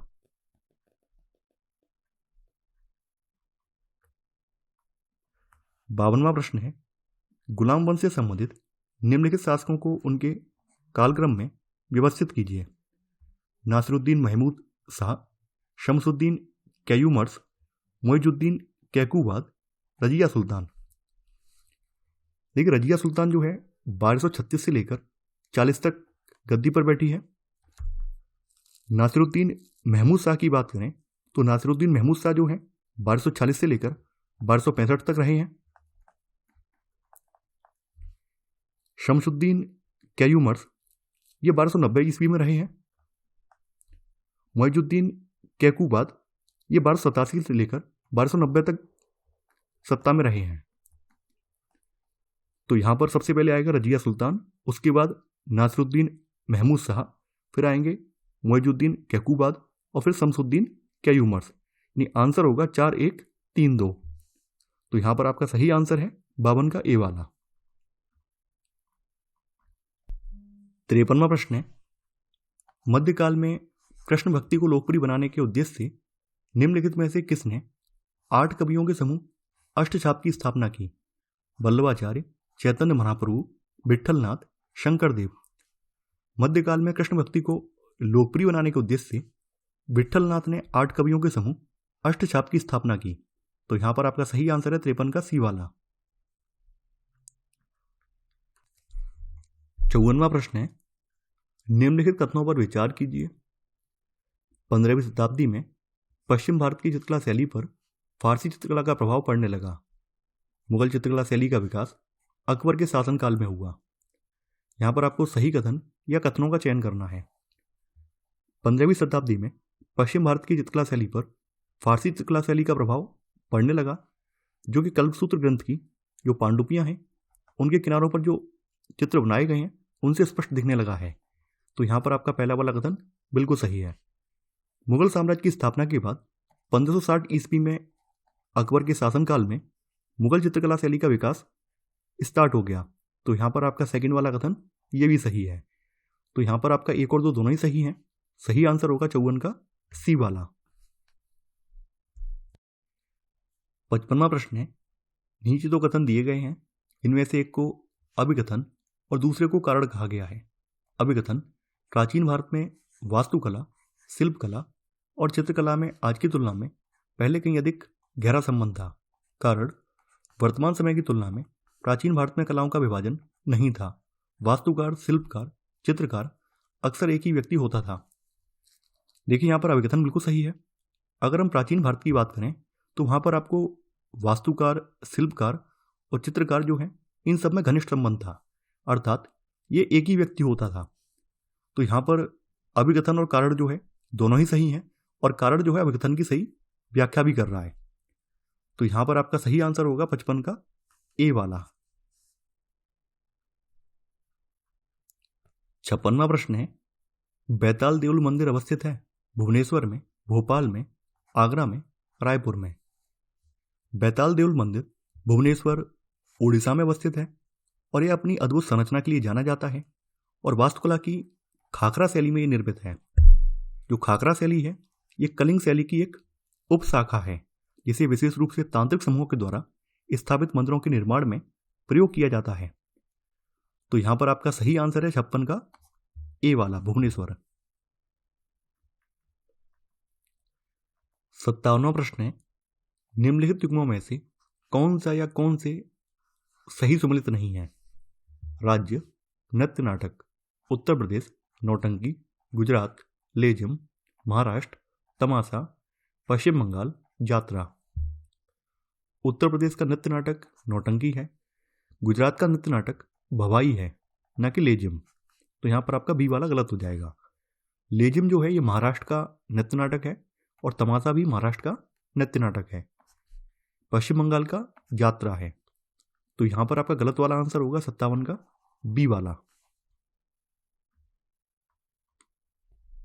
58वां प्रश्न है, महापुराणों के प्रमुख विषयों की संख्या है 1, 3, 5, 9। पुराण शब्द का अर्थ है किसी पुराने का नवीनीकरण करना। वेदों की सत्यता की जांच करने के लिए और वेदों की व्याख्या करने के लिए पुराण लिखे गए। महापुराणों के प्रमुख विषयों की संख्या 5 है, जिनमें सर्ग, प्रतिसर्ग, मनवंतर, सूर्यवंश और चंद्रवंश और वंशानुचरित हैं। तो यहां पर आपका सही आंसर है 58 का सी वाला। 59वां प्रश्न है, प्राचीन भारतीय इतिहास के संदर्भ में पहाई, महाबी, रीवा, रोहा, शशिपहा ये हैं। पहाड़ियाँ, कवित्रियाँ, भाषा शैली, नृत्य। देखिए ये सभी जो हैं कवित्रियाँ हैं और इनका जो जिक्र है, इनका जिक्र गाथा सप्तशती में है। तो गाथा सप्तशती के बारे में आपने पढ़ा होगा। गाथा सप्तशती प्राकृत भाषा का एक प्रसिद्ध ग्रंथ है और इसकी रचना जो है हाल ने की है। तो गाथा सप्तशती में पहाई, महाबी, रीवा, रोहा, शशिपहा नामक कवित्रियों की रचनाएं भी शामिल हैं। तो यहां पर आपका सही आंसर होगा 59 का बी वाला। 60वां प्रश्न है, सल्तनत काल में निम्न में से कौन सा अधिकारी सुल्तान के अंगरक्षकों का प्रधान होता था? अमीर ए बहर, मुशर्रिफ ए मुमालिक, अमीर ए दाद, सर ए जानदार। सल्तनत काल में सर ए जानदार सुल्तान के अंगरक्षकों का प्रधान होता था। तो यहां पर आपका सही आंसर है 60 का डी वाला। 61वां प्रश्न है, कविराज मार्ग नामक कन्नड़ भाषा के काव्य ग्रंथ की रचना किस शासक ने की? धर्मपाल, दंतदुर्ग, अमोघवर्ष, कृष्णदेव राय। कन्नड़ भाषा में कविराज मार्ग नामक काव्य ग्रंथ की रचना अमोघ वर्ष ने की थी। अमोघ वर्ष जो है राष्ट्रकूट राजवंश का एक शासक था और इसकी धर्म और साहित्य में विशेष रुचि थी। इसने मान्यखित नामक नगर की स्थापना की थी और मान्यखित को अपनी राजधानी बनाया था। तो यहां पर आपका सही आंसर है 61 का सी वाला। 62वां प्रश्न है, निम्नलिखित में से कौन सा एक भारत में प्रागैतिहासिक काल के लिए स्रोत सामग्री के रूप में उपयोगी नहीं है? मृदभांड, हाथ की कुल्हाड़ियां, अस्थिपंजर, जीवाश्म। देखिए, प्रागैतिहासिक काल से तात्पर्य उस काल से है जिसमें पुरातात्विक स्रोतों से ही ज्ञान प्राप्त किया जा सकता है। भारत में प्रागैतिहासिक काल की स्रोत सामग्री के रूप में पत्थरों के हथियार, हाथ की कुल्हाड़ियां, मिट्टी के खिलौने और अस्थिपंजर और जीवाश्म हैं। तो मृदभांड इसमें शामिल नहीं है। तो यहां पर आपका सही आंसर होगा 62 का ए वाला। 63वां प्रश्न है, अकबर द्वारा समर्थन प्राप्त वहदत अल वजूद की अवधारणा का तात्पर्य क्या था? परमत्व की एकता, विधवा विवाह को प्रोत्साहन, काफिरों के विरुद्ध युद्ध, इस्लामिक शुद्धता। देखिए, इस्लाम में वहदत अल वजूद की सिद्धांत की एक प्रमुख मान्यता है और यह सिद्धांत इस मत पर कायम है कि संसार में केवल एक ही ईश्वर है और सभी चीजों को उसी ने बनाया है। यह सिद्धांत ऐसा मानता है। सूफियों की उत्पत्ति भी इसी सिद्धांत से मानी गई है और यह सिद्धांत जो है परमत्व की एकता पर बल देता है। तो यहां पर आपका सही आंसर है 63 का ए वाला।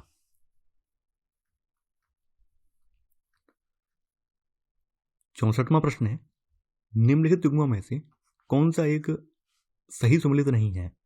रियासत, शासक, वाकाटक, प्रवरसेन प्रथम, राष्ट्रकूट, दंतिदुर्ग, पल्लव, सिंह विष्णु, चालुक्य, राजराज प्रथम। देखिए, वाकाटक वंश का शासक प्रवरसेन प्रथम है, राष्ट्रकूट वंश से संबंधित दंतिदुर्ग है, पल्लव वंश से संबंधित सिंह विष्णु है, वहीं राजराज प्रथम का संबंध जो है चोल से है। तो राजराज प्रथम चोल वंश का महान शासक था। तंजौर के बृहदेश्वर मंदिर का निर्माण का श्रेय इसी को जाता है। तो यहां पर आपका डी वाला गलत है। तो आंसर है आपका 64 का डी वाला।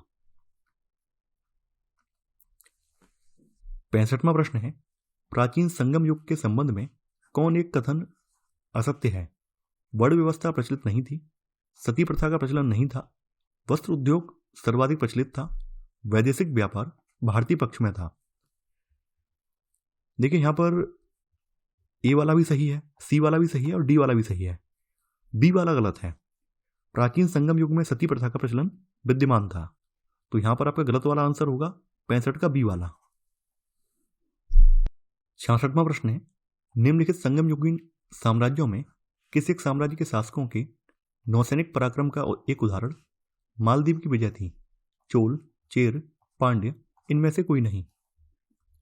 देखिए, यहां पर बात हो रही है चोलों की और चोल साम्राज्य की स्थापना विजयालय ने की थी।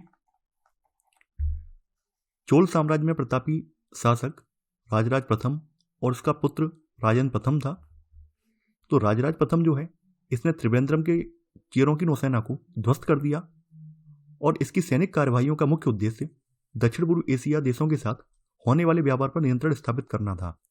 तो मालदीव की विजय का संबंध चोल शासक राजराज प्रथम से है।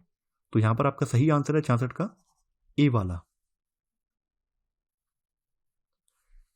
67वां प्रश्न है, नीचे दो कथन दिए गए हैं जिनमें से एक को अभिकथन और दूसरे को कारण कहा गया है।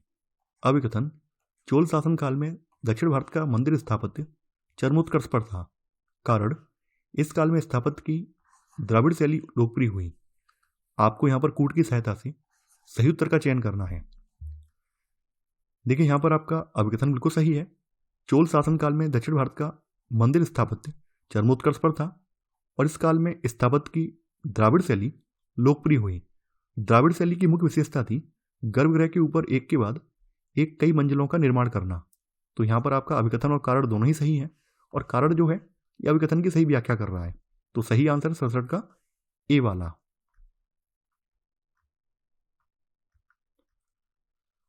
68वां प्रश्न है, निम्नलिखित युग्मों में से कौन सा एक सही सुमेलित नहीं है?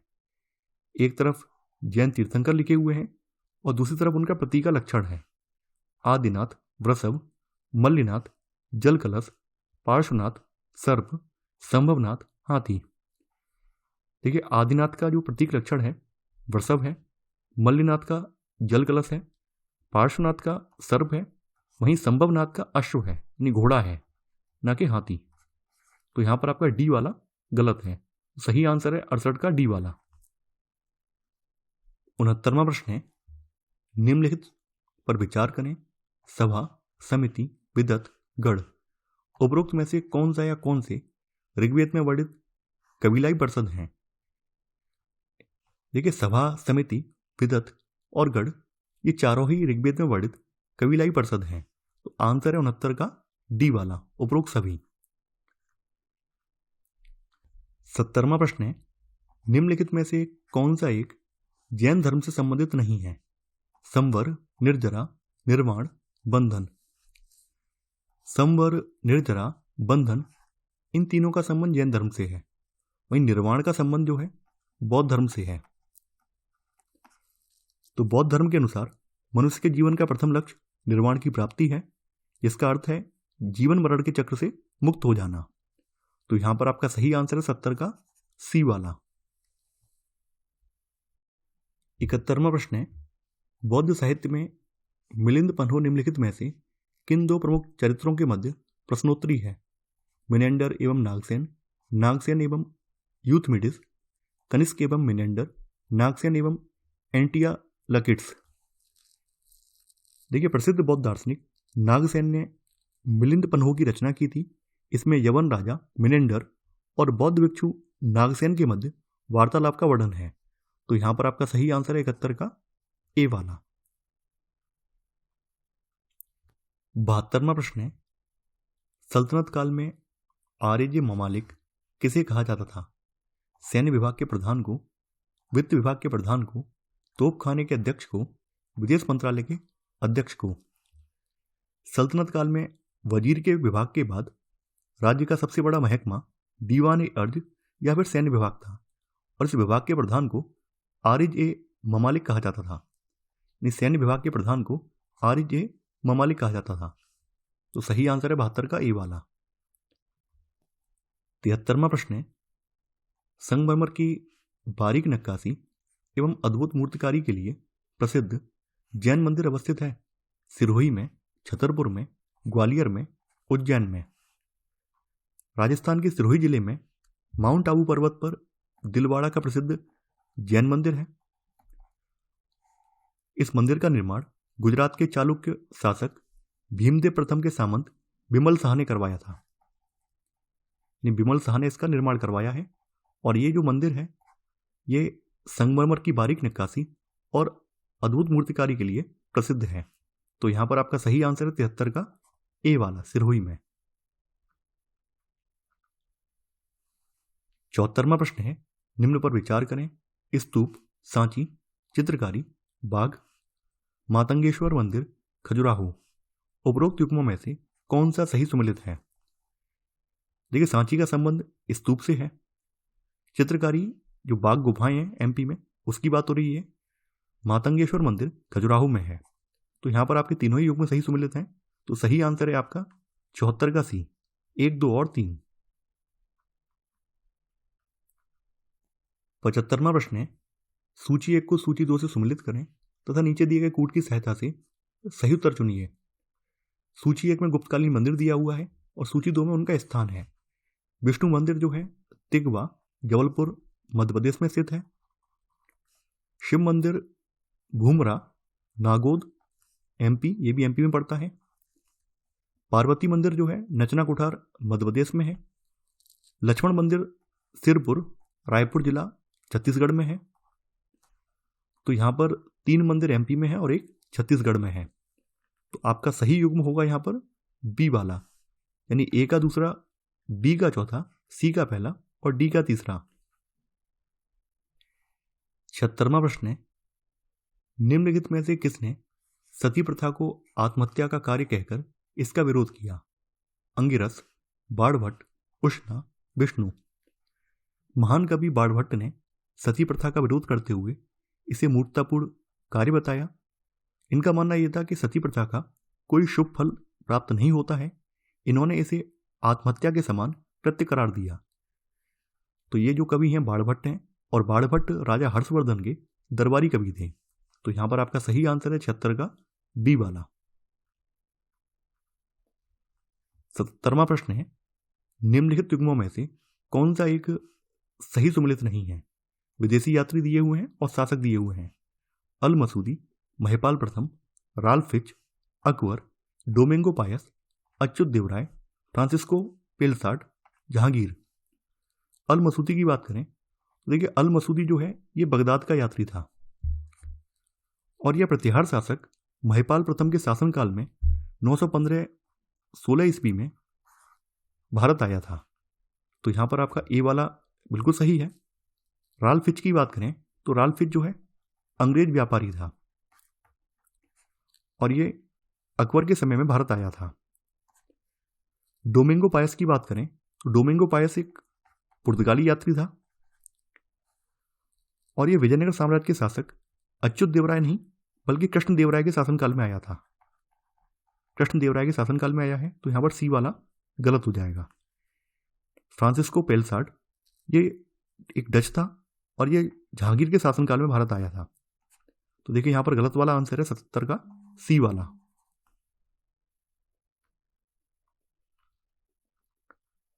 78वां प्रश्न है, निम्नलिखित कथनों पर विचार कीजिए। गुप्त शासकों की शासकीय भाषा संस्कृत थी। अजंता की गुफाएं बौद्ध धर्म की महायान शाखा से संबंधित हैं। यहां पर आपको असत कथन की पहचान करनी है। देखिए, गुप्त साम्राज्य की बात करें तो गुप्त साम्राज्य का उदय 3वीं शताब्दी के अंत में प्रयागराज के निकट कौशाम्बी में हुआ था, और गुप्त साम्राज्य की स्थापना श्रीगुप्त ने की थी। गुप्त शासकों की शासकीय भाषा संस्कृत थी, तो यहां पर आपका पहला वाला कथन बिल्कुल सही है। अजंता की गुफाएं बौद्ध धर्म की महायान शाखा से संबंधित हैं। अजंता में कुल 29 गुफाएं हैं, और 29 में से वर्तमान में केवल 6 शेष रह गई हैं। तो यहां पर आपका सेकंड वाला कथन ये भी सही है। यहां पर आपका 1 और 2 दोनों ही कथन सही है, तो यहां पर गलत कोई सा नहीं है। तो आंसर है आपका डी, ना तो एक असत्य है और ना ही दूसरा।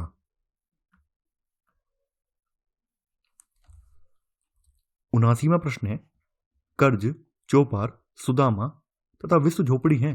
गुफाएं, शासक, घोड़े, कर। देखिए, अशोक ने आजीविकों को रहने हेतु बाराबार की पहाड़ियों में 4 गुफाओं का निर्माण करवाया, जिनका नाम कर्ज, चौपार, सुदामा तथा विश्व झोपड़ी था। तो ये सभी गुफाएं हैं जिनका निर्माण सम्राट अशोक ने करवाया था। तो सही आंसर है 79 का ए वाला। 80वां प्रश्न है, सूची 1 में जैन तीर्थंकर दिए हुए हैं, और सूची 2 में उनके प्रतीक चिन्ह दिए हुए हैं। ऋषभदेव, देखिए ऋषभदेव का प्रतीक चिन्ह सांड है। अरिष्टनेमी का प्रतीक चिन्ह शंख है। पार्श्वनाथ का प्रतीक चिन्ह सर्प है, और महावीर का प्रतीक चिन्ह सिंह है। तो यहां पर आपका सही आंसर होगा ए वाला, 4, 3, 2, 1। 81वां प्रश्न है, शून्य संपादने किस संप्रदाय का मुख्य धार्मिक ग्रंथ है? सिख, लिंगायत, आजीवक, घोर अक्रियावादी।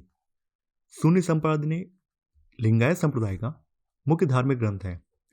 लिंगायत दक्षिण भारत का एक संप्रदाय है। इसकी स्थापना 12वीं शताब्दी में वासवन्ना नामक ब्राह्मण ने की थी। लिंगायत संप्रदाय को वीर शिव संप्रदाय भी कहा जाता है। इसके भक्त जो हैं वो शिवलिंग की पूजा करते हैं। तो यहां पर आपका सही आंसर है 81 का बी वाला।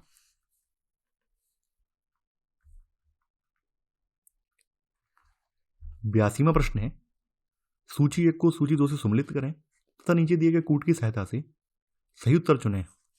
सूची 1 में सिंधु सभ्यता के स्थल दिए हुए हैं, और सूची 2 में उनसे संबंधित नदी दी हुई है।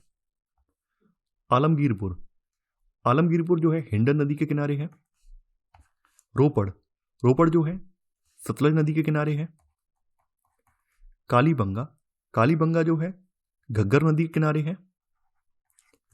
लोथल जो है भोगवा नदी के किनारे है। तो यहाँ पर आपका सही आंसर होगा 3142, यानी आंसर है आपका बी वाला।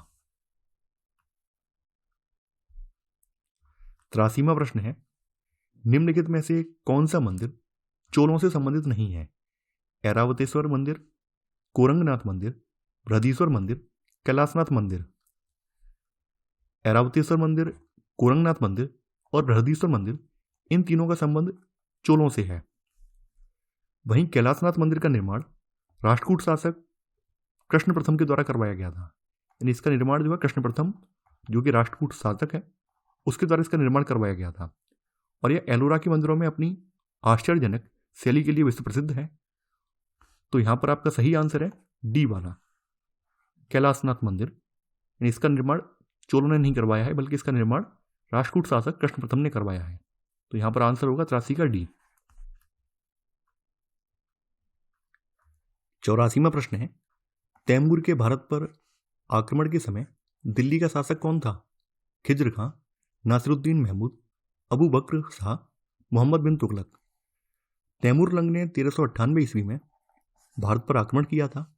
उस समय दिल्ली का शासक नासिरुद्दीन महमूद था। तो यहां पर आपका सही आंसर है 84 का बी वाला।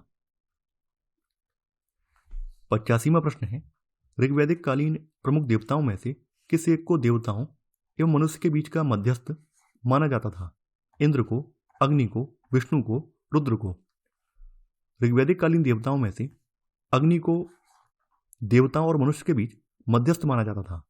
तो यहां पर आपका सही आंसर है 85 का बी वाला। 86वां प्रश्न है, निम्नलिखित पर विचार करें।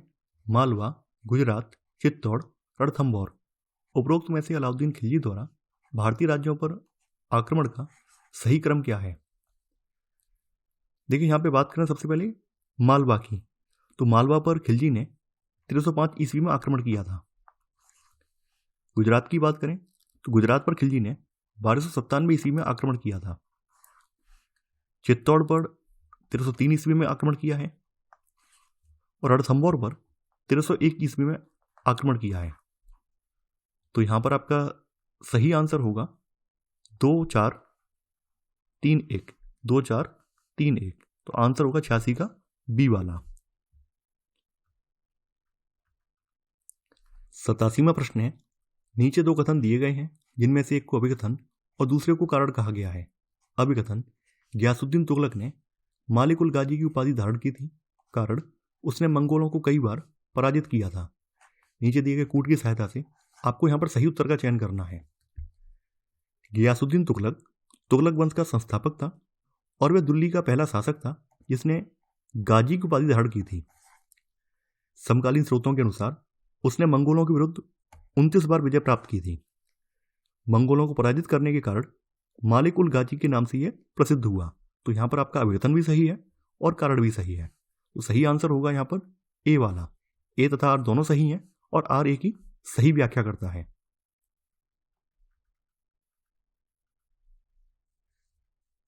88वां प्रश्न है, निम्नलिखित कथनों में से कौन सा या कौन से असत्य हैं? पहला है, मोहम्मद बिन तुगलक ने कृषि सुधार हेतु कदम उठाए थे। उसने दीवान ए अमीर कोही नाम से एक अलग विभाग की स्थापना की थी। देखिए यहां पर पहला कथन सही है। मोहम्मद बिन तुगलक ने कृषि में सुधार लाने के लिए कई कदम उठाए, उनमें से ज्यादातर दोआब के क्षेत्र में आजमाए गए। इसने दीवान ए अमीर कोही नाम से एक अलग कृषि विभाग की स्थापना की थी। तो यहां पर आपका सेकंड वाला कथन ये भी सही है। यहां पर एक और दो दोनों कथन सही है। तो आंसर होगा डी, ना तो एक असत्य है और ना ही दूसरा। 89वां प्रश्न है, निम्नलिखित में से कौन सी घटना का संबंध मोहम्मद बिन तुगलक से नहीं है? दोआब में कर वृद्धि, सांकेतिक मुद्रा का प्रचलन, दीवान ए खैरात की स्थापना, खुरासान तथा कराचिल अभियान। देखिए दीवान ए खैरात विभाग, इन दान विभाग की स्थापना जो है फिरोज शाह तुगलक ने की थी, ना कि मोहम्मद बिन तुगलक ने। इसकी स्थापना करने वाले व्यक्ति फिरोज शाह तुगलक हैं। तो यहां पर आपका सी वाला गलत हो जाएगा। तो जो दान विभाग है इसके द्वारा अनाथों, विधवाओं और गरीबों के भरण पोषण और उनकी देखभाल का कार्य किया जाता था। तो यहां पर आपका गलत वाला आंसर होगा 89 का सी। दीवान ए खैरात की स्थापना फिरोज शाह तुगलक के द्वारा की गई थी। 90वां प्रश्न है, आजीवक थे एक सैन्य संगठन, व्यापारी संगठन, धार्मिक संप्रदाय या इनमें से कोई नहीं? आजीवक संप्रदाय की स्थापना मक्खली गोसाल ने की थी। तो मक्खली गोसाल इसके संस्थापक करता है। आजीवक संप्रदाय की अगर हम बात करें तो यह नास्तिकवादी भौतिकवादी संप्रदाय था। विद्वानों द्वारा इस संप्रदाय के दर्शन को नियतिवादी या भाग्यवादी के रूप में चिन्हित किया गया है। तो ये एक धार्मिक संप्रदाय है। तो यहां पर आपका सही आंसर 90 का सी वाला। 91वां प्रश्न है, एरड अभिलेख का संबंध निम्नलिखित में से किस एक गुप्तकालीन शासक के साथ है? चंद्रगुप्त मौर्य, समुद्रगुप्त, अशोक, बिंबिसार। एरड अभिलेख जो है मध्य प्रदेश के सागर जिले में पाया गया था और यह अभिलेख जो है समुद्रगुप्त से संबंधित है। यह 510 ईस्वी में भानुगुप्त का अभिलेख है। इसमें पहली बार सती प्रथा का अभिलेखी साक्ष्य प्राप्त होता है। भारत में पहली बार सती प्रथा का अभिलेखी साक्ष्य एरड अभिलेख में देखने को मिलता है। तो यहां पर आपका सही आंसर होगा 91 का बी वाला। 92वां प्रश्न है, निम्नलिखित युग्मों में से कौन सा एक सही सुमेलित नहीं है? शक विजेता, चंद्रगुप्त द्वितीय, हूणों को पराजित किया, स्कंदगुप्त, देवगुप्त, कुमारगुप्त, भारत का नेपोलियन, समुद्रगुप्त। देखिए, शक विजेता जो है वो चंद्रगुप्त द्वितीय को कहा जाता है। हूणों को पराजित करने वाला स्कंदगुप्त है। चंद्रगुप्त द्वितीय विक्रमादित्य का एक और नाम देवगुप्त भी था। तो यहां पर आपका सी वाला गलत है। भारत का नेपोलियन समुद्रगुप्त को कहा जाता है। तो यहां पर आपका गलत वाला आंसर है 92 का सी वाला।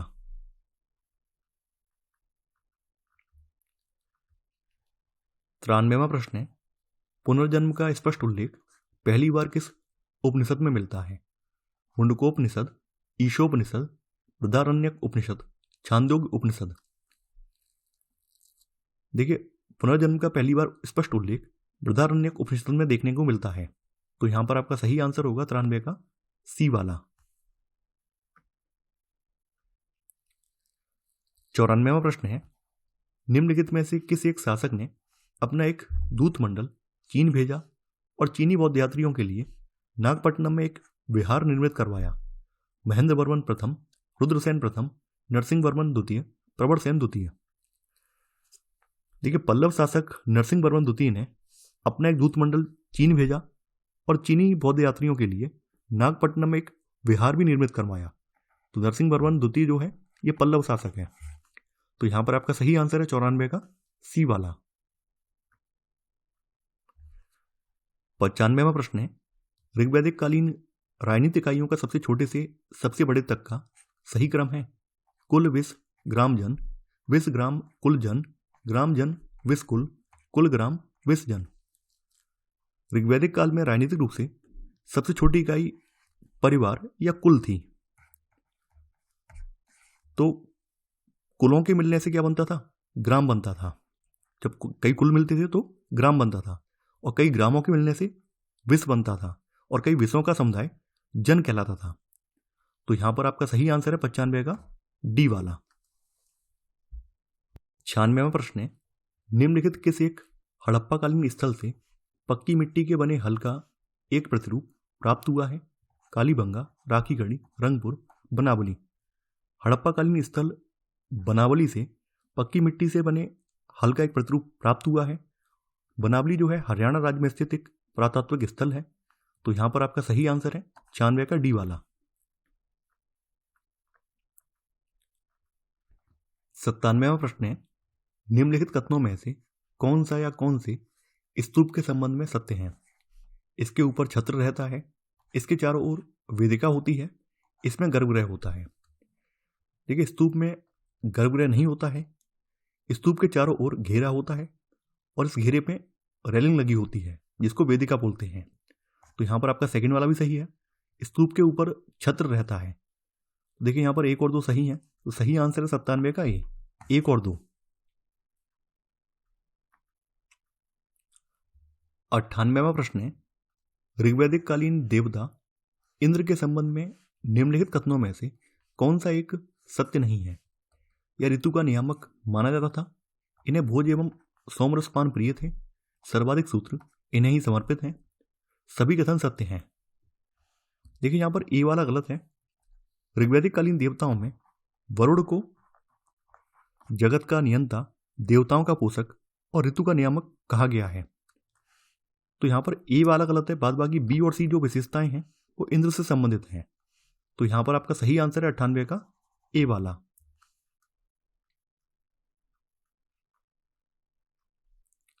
निन्यानवेवां प्रश्न है, सूची 1 में राजवंश दिए हुए हैं और सूची 2 में उनकी राजधानी दी हुई है। गुजरात के चालुक्यों की राजधानी अनिलवाड़ थी। चेदी के कलचुरी की राजधानी त्रिपुरी थी। मालवा के परमार, इनकी राजधानी धारा थी। शाकंभरी के चौहान, इनकी राजधानी अजमेर थी। देखिए यहां पर आपका सही आंसर होगा ए वाला, 1 2 4 3। 100वां प्रश्न है, निम्नलिखित विदेशी यात्रियों में से कौन सा एक पांड्य शासन में बड़ी मात्रा में अदरक एवं दालचीनी के उत्पादन का उल्लेख करता है? Ptolemy, Marco Polo, Megasthenes, I-tsing. प्रसिद्ध वेनिस यात्री मार्को पोलो पांड्य देश में मारवर्मन कुलशेखर के शासन में बड़ी मात्रा में अदरक और दालचीनी की पैदावार का उल्लेख करता है। तो यहां पर आपका सही आंसर है 100 का बी वाला।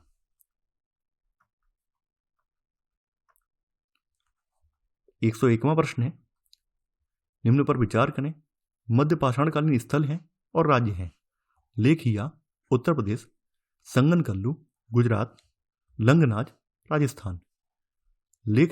लेखिया जो है ये उत्तर प्रदेश में है। संगनकल्लू जो है ये कर्नाटक में है, ना कि गुजरात में। तो यहां पर आपका सेकंड वाला गलत हो जाएगा। लंगनाज जो है ये गुजरात में है। तो यहां पर आपका केवल पहला वाला सही है। तो सही आंसर है 101 का ए वाला, केवल 1।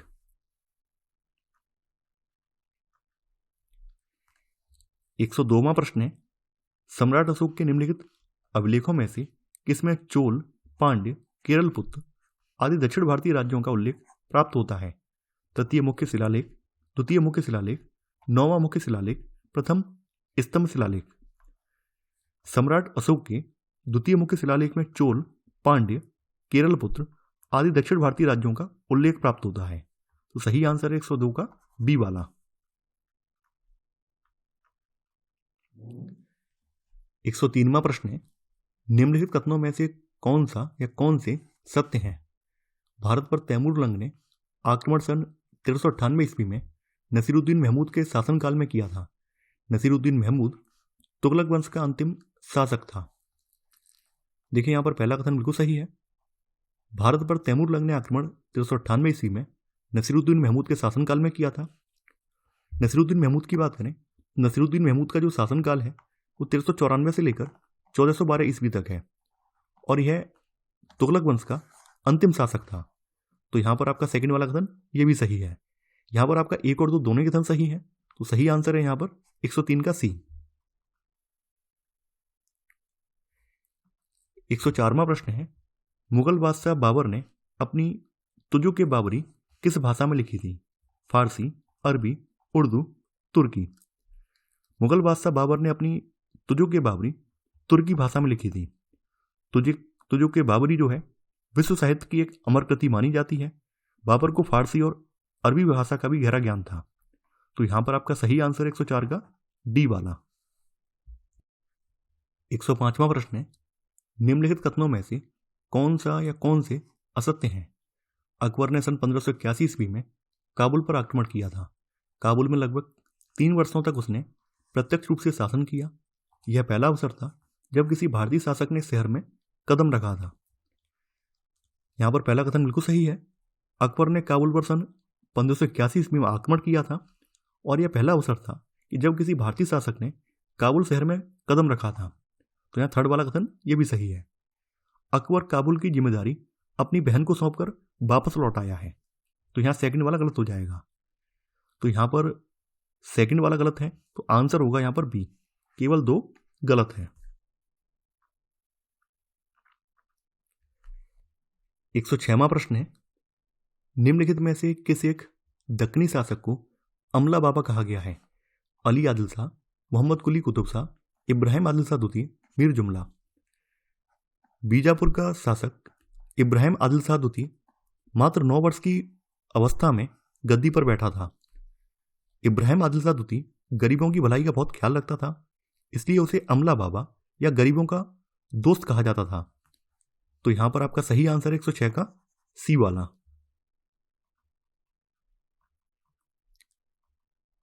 107वां प्रश्न है, बादशाह अकबर ने बुलंद दरवाजा का निर्माण फतेहपुर सीकरी में किया था। कारण, अकबर द्वारा इसका निर्माण मालवा विजय की स्मृति में किया गया था। तो यहां पर आपको कूट की सहायता से सही उत्तर का चयन करना है। देखिए, अकबर ने 1571 ईस्वी में फतेहपुर सीकरी में बुलंद दरवाजा का निर्माण करवाया और यह निर्माण गुजरात पर अपनी विजय की स्मृति में करवाया गया था। तो यहां पर अभिकथन तो सही है लेकिन कारण गलत है। तो यहां पर आपका आंसर होगा सी वाला, यानी ए सही है लेकिन आर गलत है, यानी मालवा विजय के उपलक्ष्य में नहीं बल्कि गुजरात विजय के उपलक्ष्य में इसका निर्माण यहां पर करवाया गया था। 108वां प्रश्न है, शिवाजी एवं राजा जयसिंह के मध्य पुरंदर की संधि कब हुई थी? 1665 ईस्वी में, 1670 ईस्वी में, 1765 ईस्वी में, 1782 ईस्वी में। शिवाजी और राजा जयसिंह के मध्य, राजा जयसिंह जो है औरंगजेब की ओर से था, इनके मध्य सन 1665 ईस्वी में पुरंदर की संधि हुई थी। इस संधि की शर्तों के अनुसार शिवाजी को 35 में से 23 किले, जिनसे प्रतिवर्ष 4 लाख कूड़ की आमदनी होती थी, ये मुगलों को देना पड़ा था। तो यहां पर आपका सही आंसर है 108 का ए वाला। 109वां प्रश्न है, सूची 1 में वेद दिए हुए हैं और सूची 2 में उपवेद दिए हुए हैं। ऋग्वेद, ठीक है, ऋग्वेद का उपवेद आयुर्वेद है। यजुर्वेद, यजुर्वेद का उपवेद धनुर्वेद है। अथर्ववेद, अथर्ववेद का उपवेद शिल्पवेद है। सामवेद का उपवेद गंधर्व वेद है।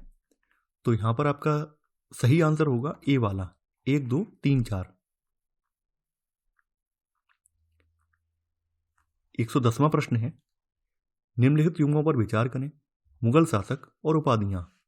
बाबर, पादशाह, बहादुर शाह प्रथम, शाह ए बेखबर, फर्रुख सियर, घृणित कायर। उपरोक्त युग्मों में से कौन सा सही सुमेलित है? देखिए, बाबर को पादशाह की उपाधि दी गई थी, बहादुर शाह प्रथम को शाह ए बेखबर और फर्रुख सियर को घृणित कायर की। तो यहां पर आपके तीनों ही युग्म सही सुमेलित हैं। तो आंसर है आपका 110 का सी वाला, 1, 2 और 3। 111वां प्रश्न है, बहमनी राज्य के किस शासक ने हिंदुओं से जजिया न लेने का आदेश दिया था? अलाउद्दीन हसन बहमन शाह, फिरोज शाह बहमनी, ताजुद्दीन फिरोज शाह या इनमें से कोई नहीं? देखिए, अलाउद्दीन हसन बहमन शाह ने हिंदुओं से जजिया न लेने का आदेश दिया था। अलाउद्दीन हसन बहमन शाह 1347 ईस्वी में बहमनी साम्राज्य की गद्दी पर बैठा था और इसने अपनी राजधानी गुलबर्ग को बनाया था। इसने गुलबर्ग को अपनी राजधानी बनाया था। तो यहां पर आपका सही आंसर होगा 111 का ए वाला। 112वां प्रश्न है, निम्नलिखित भक्तिकालीन संतों में कौन एक इस्लाम से प्रभावित थे? ज्ञानदेव, नामदेव, एकनाथ, तुकाराम। भक्तिकालीन संतों में नामदेव इस्लाम से सर्वाधिक प्रभावित थे। नामदेव प्रसिद्ध भक्तिकालीन संत थे। इनका जन्म 1270 ईस्वी में महाराष्ट्र के सतारा जिले में हुआ था। तो यहां पर आपका सही आंसर है 112 का बी वाला। 113वां प्रश्न है, निम्नलिखित में से किस एक शासक को लाल चेर भी कहा जाता है? Karikala, Nedunjeliyan, Senguttuvan, Kovalan. Senguttuvan Chera वंश का महानतम शासक था, इसे लाल चेर कहा जाता है। तो यहां पर आपका सही आंसर है 113 का सी वाला। 114वां प्रश्न है, निम्नलिखित युद्धों को उनके कालक्रमानुसार व्यवस्थित कीजिए। सामूगढ़ का युद्ध, देवराई का युद्ध, धर्मट का युद्ध। सामूगढ़ का युद्ध जो है 29 मई 1658 को हुआ है। देवराई का युद्ध जो है मार्च 1659 में हुआ है। धर्मट का युद्ध जो है 15 अप्रैल 1658 को हुआ है। तो यहां पर आपका सही आंसर होगा डी वाला, यानी 3-1-2। 115वां प्रश्न है अभिकथन। औरंगजेब ने अपने सभी सूबों में मुहतसिब नियुक्त किए थे, कारण उसका मानना था कि राज्य नागरिकों के नैतिक कल्याण के लिए भी जिम्मेदार है। यहां पर आपको कूट की सहायता से सही उत्तर का चयन करना है। औरंगजेब ने अपने सभी सूबों में मुहतसिब नियुक्त किए, तो यहां पर आपका विकथन बिल्कुल सही है। इन लोगों को इस बात का ध्यान रखने का निर्देश दिया गया कि ये लोग शरअ के अनुसार जीवन व्यतीत करें, सार्वजनिक स्थानों पर लोग शराब भांग न पिएं, अतः वह नागरिकों को नैतिक आचरण से संबद्ध करना चाह रहा था, तो इस वजह से इसने मुहतसिब नियुक्त किए। तो यहाँ पर आपका कारण और अभिकथन दोनों सही है, और कारण जो है ये अभिकथन की सही व्याख्या भी कर रहा है, तो आंसर होगा यहाँ पर ए, यानी ए आर दोनों सही हैं और आर ए की सही व्याख्या करता है।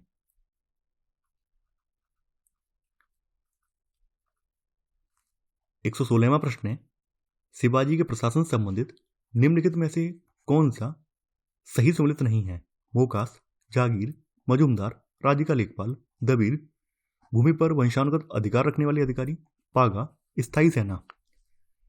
शिवाजी के प्रशासन में जागीर को मोकास बोलते थे, मजूमदार राज्य का लेखपाल होता था, भूमि पर वंशानुगत अधिकार रखने वाले अधिकारी मिरासदार कहलाते थे, ना कि दबीर, यानी ये मिरासदार कहलाते थे।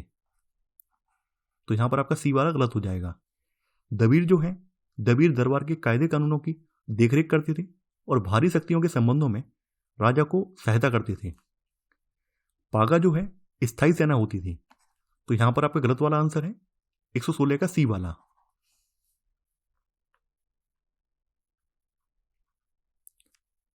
117वां प्रश्न है निम्नलिखित में से किसकी एक महत्वपूर्ण कृति तुगलकनामा है? अल बरूनी, मिन्हाज, अमीर खुसरो, जियाउद्दीन बर्नी। तुगलकनामा जो है अमीर खुसरो की एक ऐतिहासिक कृति है। इसमें शाह के विरुद्ध गयासुद्दीन तुगलक की विजय का उल्लेख है। वहीं अल बरूनी की जो ऐतिहासिक कृति है वो किताबुल हिंद है। तो किताबुल हिंद जो है अल बरूनी की ऐतिहासिक कृति है। मिन्हाज की ऐतिहासिक कृति तबकात नासिरी है। तबकात नासिरी जो है ये मिन्हाज सिराज की है। तो यहां पर आपका सही आंसर होगा 117 का सी वाला। 118वां प्रश्न है निम्नलिखित क्षेत्रों में से किस एक को प्राचीन भारत में समतट कहा जाता था? दक्षिणी पश्चिमी मध्य प्रदेश, उत्तरी उड़ीसा, पूर्वी बंगाल, पश्चिमी बिहार। समतट पूर्वी बंगाल के समुद्र तट का प्रदेश था। यह गंगा और ब्रह्मपुत्र के मध्य भाग में स्थित था। यह एक त्रिभुजाकार क्षेत्र था।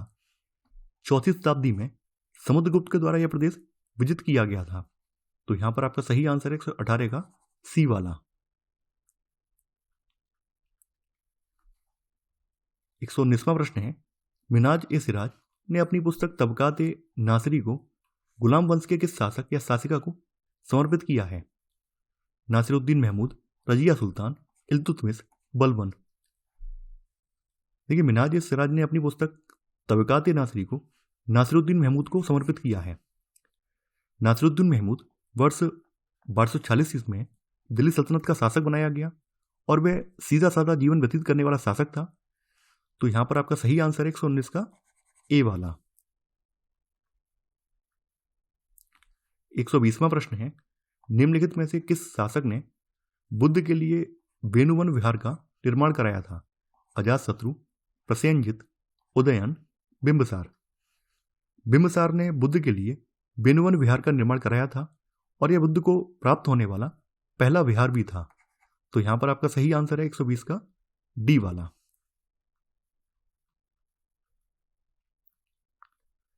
121वां प्रश्न है भक्तिकालीन संतों में से किस एक की रचनाएं अभंग के रूप में प्रसिद्ध हुई?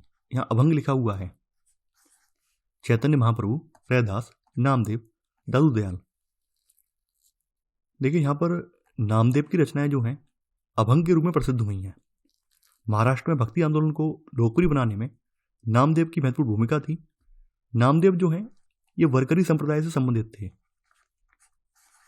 गुरु ग्रंथ साहिब में भी इनके कुछ पद संकलित हैं। तो यहां पर आपका सही आंसर होगा 121 का सी वाला। 122वां प्रश्न है, शाहजहां ने किसे गुड़ समुंदर की उपाधि दी थी? तानसेन, अबुल हसन, लाल खां, लाल मुकुंद। शाहजहां ने अपने समय के प्रमुख संगीतज्ञ लाल खां को गुड़ समुंदर यानी गुड़ के समुद्र की उपाधि दी थी। तो सही आंसर 122 का सी वाला। 123वां प्रश्न है, निम्नलिखित युग्मों में से कौन सा या कौन से गुप्त काल के संबंध में सत्य है? भाग, भू राजस्व में राजा का हिस्सा, श्रेणी, व्यापारी वर्ग का प्रधान, भुक्ति, प्रशासकीय प्रभाग। गुप्त काल में अगर हम बात करें तो भाग जो है, भाग भू राजस्व में राजा का हिस्सा होता था। श्रेणी जो है, श्रेणी व्यापारी वर्ग का प्रधान नहीं है बल्कि व्यापारी वर्ग का संगठन था, इसको श्रेणी कहा जाता था। तो यहां पर आपका सेकंड वाला गलत हो जाएगा। श्रेणी जो है कभी कभी महाजन का भी कार्य करते थे। व्यापारी वर्ग के प्रधान को श्रेष्ठी कहा जाता था।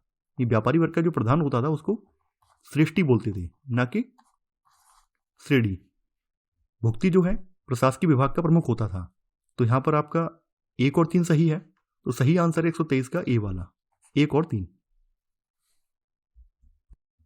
124वां प्रश्न है, निम्नलिखित युग्मों में से कौन सा एक सही सम्मिलित नहीं है?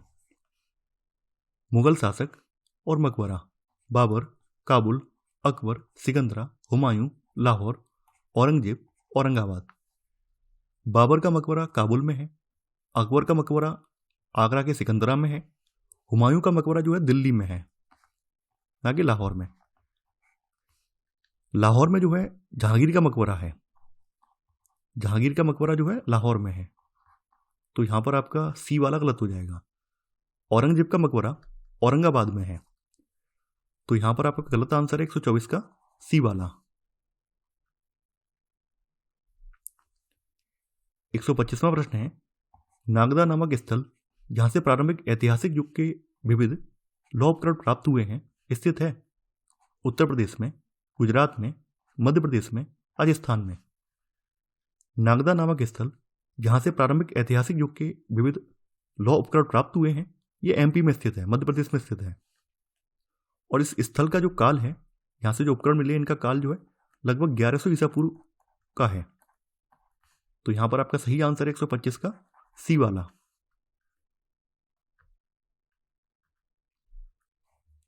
126वां प्रश्न है, जनवरी 2022 में गणतंत्र दिवस के अवसर पर निम्नलिखित में से कौन राफेल लड़ाकू विमान उड़ाने वाली देश की प्रथम महिला पायलट बनी?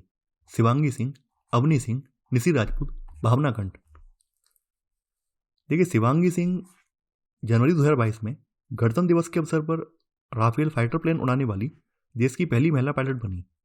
शिवांगी सिंह वाराणसी की रहने वाली हैं और गणतंत्र दिवस के अवसर पर वायुसेना की झांकी का हिस्सा बनने वाली वह दूसरी महिला लड़ाकू विमान पायलट हैं।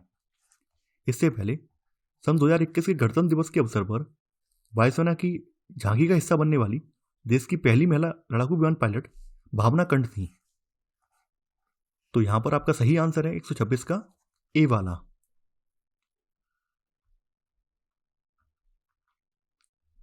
127वां प्रश्न है, जनवरी 2022 में निम्नलिखित में से किस स्थान पर भारत का प्रथम जियोलॉजिकल पार्क स्थापित करने की घोषणा की गई?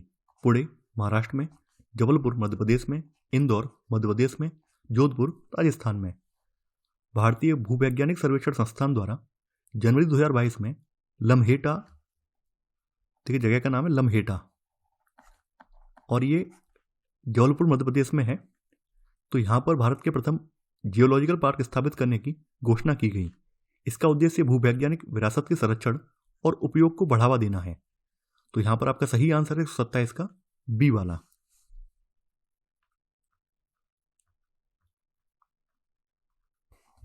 128वां प्रश्न है, निम्नलिखित में से किस एक मंत्रालय द्वारा भारतीय नागरिकों के कई पहचान पत्रों को आपस में जोड़ने के उद्देश्य से फेडरेटेड डिजिटल आइडेंटिटीज नामक पहल शुरू की गई है?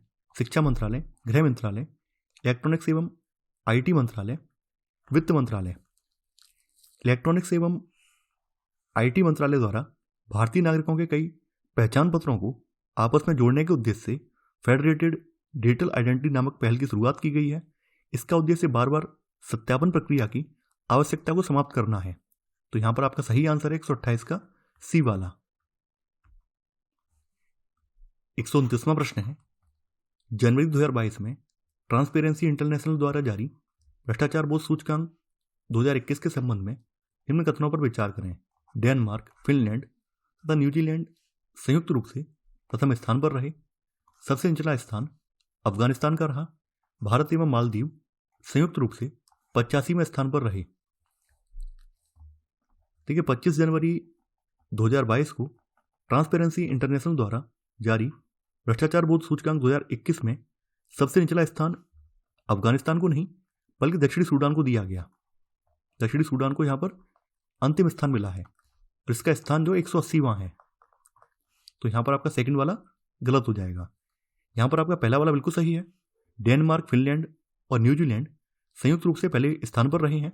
वहीं भारत और मालदीव संयुक्त रूप से 85वें स्थान पर रहे। तो यहां पर आपका 1 और 3 सही है। तो आपका सही आंसर है यहां पर ए वाला, 1 और 3।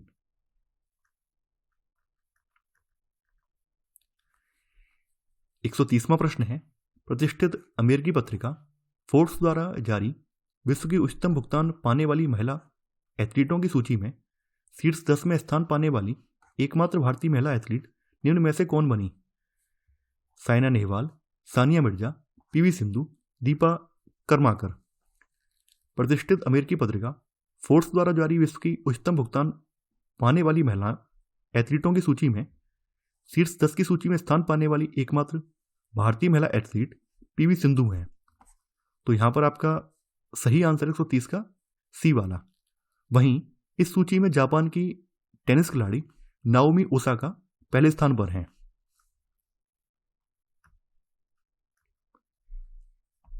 131वां प्रश्न है, निम्नलिखित में से किस तिथि को देश भर में पराक्रम दिवस के रूप में मनाया गया? 20 जनवरी, 21 जनवरी, 19 जनवरी, 23 जनवरी। देखिए 23 जनवरी 2022 को देश भर में पराक्रम दिवस के रूप में मनाया गया। केंद्र सरकार द्वारा वर्ष 2021 में नेताजी सुभाष चंद्र बोस की जयंती 23 जनवरी को देश भर में पराक्रम दिवस के रूप में मनाए जाने का निर्णय लिया गया था। पराक्रम दिवस मनाए जाने का निर्णय सन 2021 में लिया गया है और इस दिन जो है सुभाष चंद्र बोस जी का जन्मदिन होता है। इसी वजह से इस दिन को पराक्रम दिवस के रूप में मनाए जाने का निर्णय लिया गया। तो यहां पर आपका सही आंसर है 131 का डी वाला। 132वां प्रश्न है, ऑस्ट्रेलियन ओपन 2022 में निम्नलिखित में से किस एक को पराजित कर राफेल नडाल ने 21वां ग्रैंड स्लैम खिताब जीत लिया?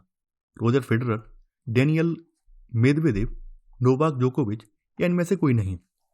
ऑस्ट्रेलियन ओपन 2022 में राफेल नडाल ने डेनियल मेदवेदेव को पराजित कर 21वां ग्रैंड स्लैम अपने नाम किया। तो 21वां ग्रैंड स्लैम खिताब जीतने वाले वे पहले खिलाड़ी बन गए हैं। तो यहां पर आपका सही आंसर है 132 का बी वाला।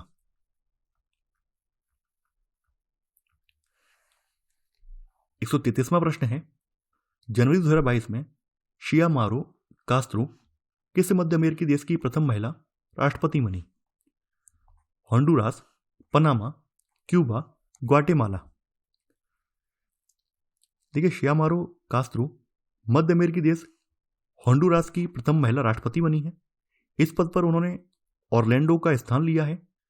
होंडुरास कैरिबियन सागर के तट पर स्थित एक मध्य अमेरिकी देश है। तो यहां पर आपका सही आंसर है 133 का ए वाला। 134वां प्रश्न है, जनवरी 2022 में भारत का पहला ग्राफीन नवाचार केंद्र निम्नलिखित में से किस राज्य में स्थापित करने की घोषणा केंद्र सरकार द्वारा की गई? तेलंगाना में, आंध्र प्रदेश में, महाराष्ट्र में, केरल में। केंद्र सरकार द्वारा केरल में भारत के पहले ग्राफीन नवाचार केंद्र की स्थापना करने की घोषणा की गई। ग्राफीन विश्व का सबसे पतला और मजबूत पदार्थ है। इसकी विद्युत चालकता बहुत अच्छी होती है। तो यहां पर आपका सही आंसर है 134 का डी वाला। 135वां प्रश्न है, जनवरी 2022 में किस दक्षिण अमेरिकी देश ने तेल रिसाव के कारण पर्यावरण आपातकाल की घोषणा की? Peru, Brazil, Ecuador, Argentina. देखिए ये पेरू ने घोषणा की थी। इसका कारण इतालवी टैंकर द्वारा प्रशांत महासागर में गिराया गया लगभग 6,000 बैरल तेल है। तो ये आपातकाल जो है 90 दिन के लिए लागू किया गया था। तो यहां पर आपका सही आंसर है 135 का ए वाला। 136वां प्रश्न है, धर्म गार्डियन अभ्यास के संबंध में निम्नलिखित कथनों पर विचार करें और नीचे दिए गए कूट की सहायता से सही कथन का चयन करें। इसका आयोजन फरवरी 2022 में कर्नाटक में किया गया। यह भारत एवं सऊदी अरब के मध्य होने वाला वार्षिक युद्धाभ्यास है। देखिए यहां पर पहला वाला कथन बिल्कुल सही है। इसका आयोजन फरवरी 2022 में कर्नाटक में किया गया और यह सैन्य अभ्यास वर्ष 2018 से भारत और सऊदी अरब के मध्य नहीं बल्कि भारत और जापान के मध्य होता है। तो यहां पर आपका सेकंड वाला कथन गलत हो जाएगा। यहां पर आपका केवल पहला वाला कथन सही है। तो यहां पर आपका सही आंसर होगा यहां पर केवल एक।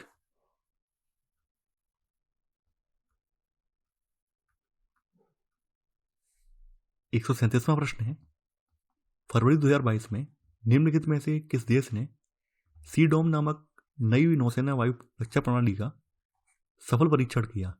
Israel, France, Bharat, USA. देखिए इजराइल ने सीडोम नामक एक नई नौसेना वायु रक्षा प्रणाली का सफल परीक्षण किया। सीडोम इजराइल के आयरन डोम का नौसैनिक संस्करण है। तो यहां पर आपका सही आंसर है 137 का ए वाला।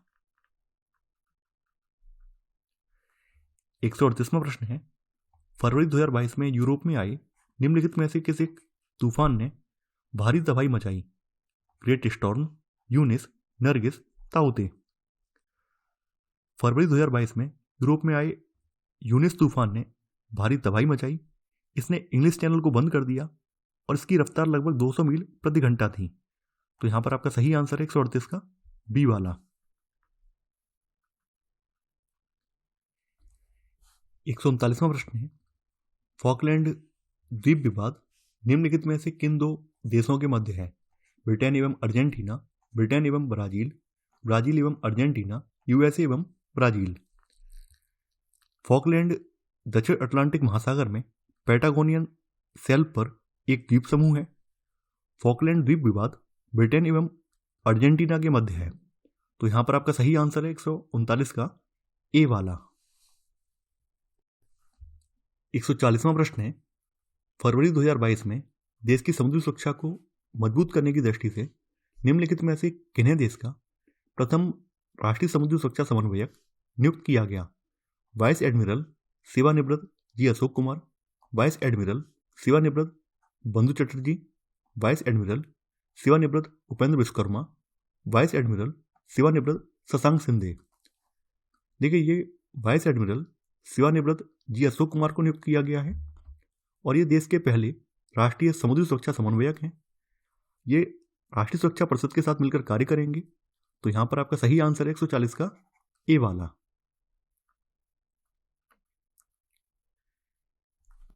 141वां प्रश्न है, फरवरी 2022 में केंद्र सरकार द्वारा न्यू इंडिया लिटरेसी प्रोग्राम को किस अवधि तक के लिए मंजूरी प्रदान की गई?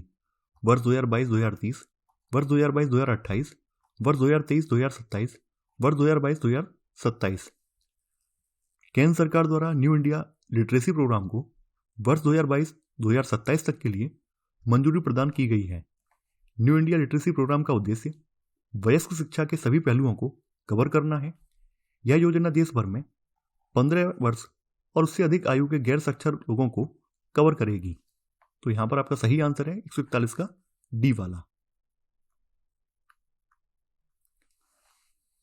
142वां प्रश्न है, फरवरी 2022 में इकोनॉमिक इंटेलिजेंस यूनिट द्वारा जारी डेमोक्रेसी इंडेक्स 2021 में भारत का स्थान है 45वां, 46वां, 50वां, 51वां। देखिए भारत का इसमें 46वां स्थान है। इस सूचकांक में शीर्ष स्थान पर नॉर्वे है। देखिए नॉर्वे जो है पहले स्थान पर है और भारत का सूचकांक में 40वां स्थान है और अफगानिस्तान इस सूचकांक में सबसे निचले पायदान पर है। तो यहां पर आपका सही आंसर है 142 का बी वाला। 141वां प्रश्न है, केंद्र सरकार द्वारा निम्नलिखित में से किस वर्ष तक कृषि क्षेत्र में डीजल को अक्षय ऊर्जा से बदलने का लक्ष्य निर्धारित किया गया है? 2025 तक, 2024 तक, 2030 तक, 2028 तक। केंद्र सरकार द्वारा वर्ष 2024 तक कृषि क्षेत्र में डीजल को अक्षय ऊर्जा से बदलने का लक्ष्य निर्धारित किया गया है। पीएम कुसुम योजना के माध्यम से केंद्र सरकार सौर ऊर्जा से चलने वाली सिंचाई प्रणाली स्थापित करेगी, जिससे डीजल इंजनों को प्रतिस्थापित किया जा सकेगा। तो यहां पर आपका सही आंसर है 143 का बी वाला।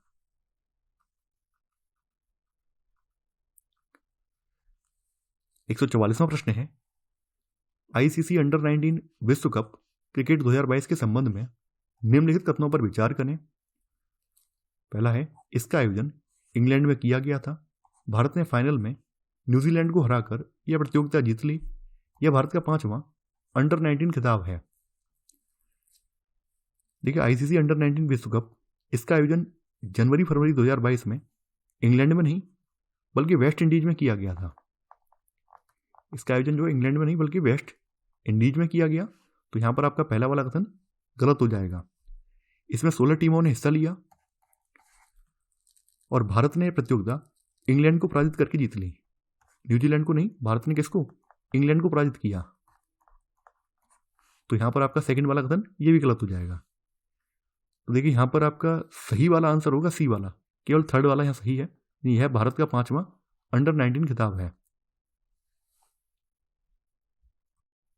145वां प्रश्न है, महान संत श्री रामानुजाचार्य की स्मृति में स्टैच्यू ऑफ इक्वलिटी का अनावरण प्रधानमंत्री नरेंद्र मोदी द्वारा कहाँ किया गया? जैसलमेर, तिरुवनंतपुरम, हैदराबाद, गांधीनगर। देखिए, यह अनावरण जो है हैदराबाद में किया गया। स्टैच्यू ऑफ इक्वलिटी 216 फीट ऊंची मूर्ति है। तो यहां पर आपका सही आंसर 145 का सी वाला। 146वां प्रश्न है, भारतीय सेना द्वारा फरवरी 2022 में जम्मू एवं कश्मीर में चलाए गए ऑपरेशन सद्भावना का उद्देश्य था आतंकवाद से प्रभावित लोगों की मदद करना, बाढ़ प्रभावित क्षेत्रों में राहत सामग्री पहुंचाना, ग्रामीण क्षेत्रों में शिक्षा का स्तर बढ़ाना, सेना में सम्मिलित होने के लिए प्रोत्साहित करना। भारतीय सेना द्वारा फरवरी 2022 में जम्मू और कश्मीर में चलाए गए ऑपरेशन सद्भावना का उद्देश्य आतंकवाद से प्रभावित लोगों की मदद करना था। इसका मुख्य उद्देश्य आतंकवाद प्रभावित लोगों को राष्ट्रीय मुख्य धारा से भी जोड़ना है। तो यहां पर सही आंसर है 140 का ए वाला।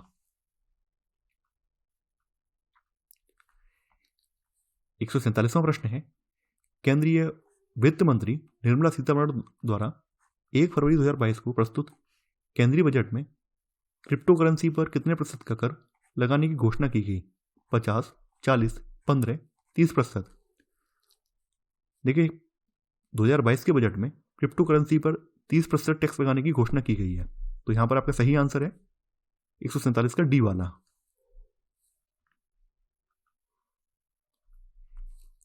148वां प्रश्न है, निम्नलिखित में से किस एक दक्षिण एशियाई देश की नई राजधानी नुसंतारा होगी? Indonesia, Philippines, Singapore, Vietnam. दक्षिण एशियाई देश इंडोनेशिया की नई राजधानी नुसंतारा होगी। इसके पूर्व में इसकी राजधानी जकार्ता थी। नुसंतारा जो है पूर्वी कालीमंगन क्षेत्र में स्थित है और यह बोर्नियो द्वीप का हिस्सा है। तो यहां पर आपका सही आंसर 148 का ए, इंडोनेशिया की नई राजधानी नुसंतारा होगी।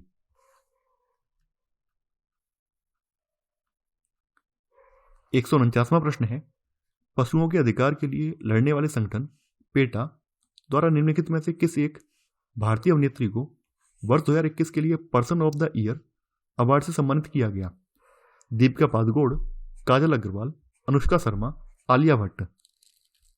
देखिए, ये आलिया भट्ट को अवार्ड दिया गया है और यह अवार्ड पशु संरक्षण कानून के लिए आवाज उठाने वाले और जानवरों के प्रति प्रेम के लिए प्रदान किया जाता है। पेटा की स्थापना जो है 1980 में हुई है और पेटा की फुल फॉर्म है people for ethical treatment of animal.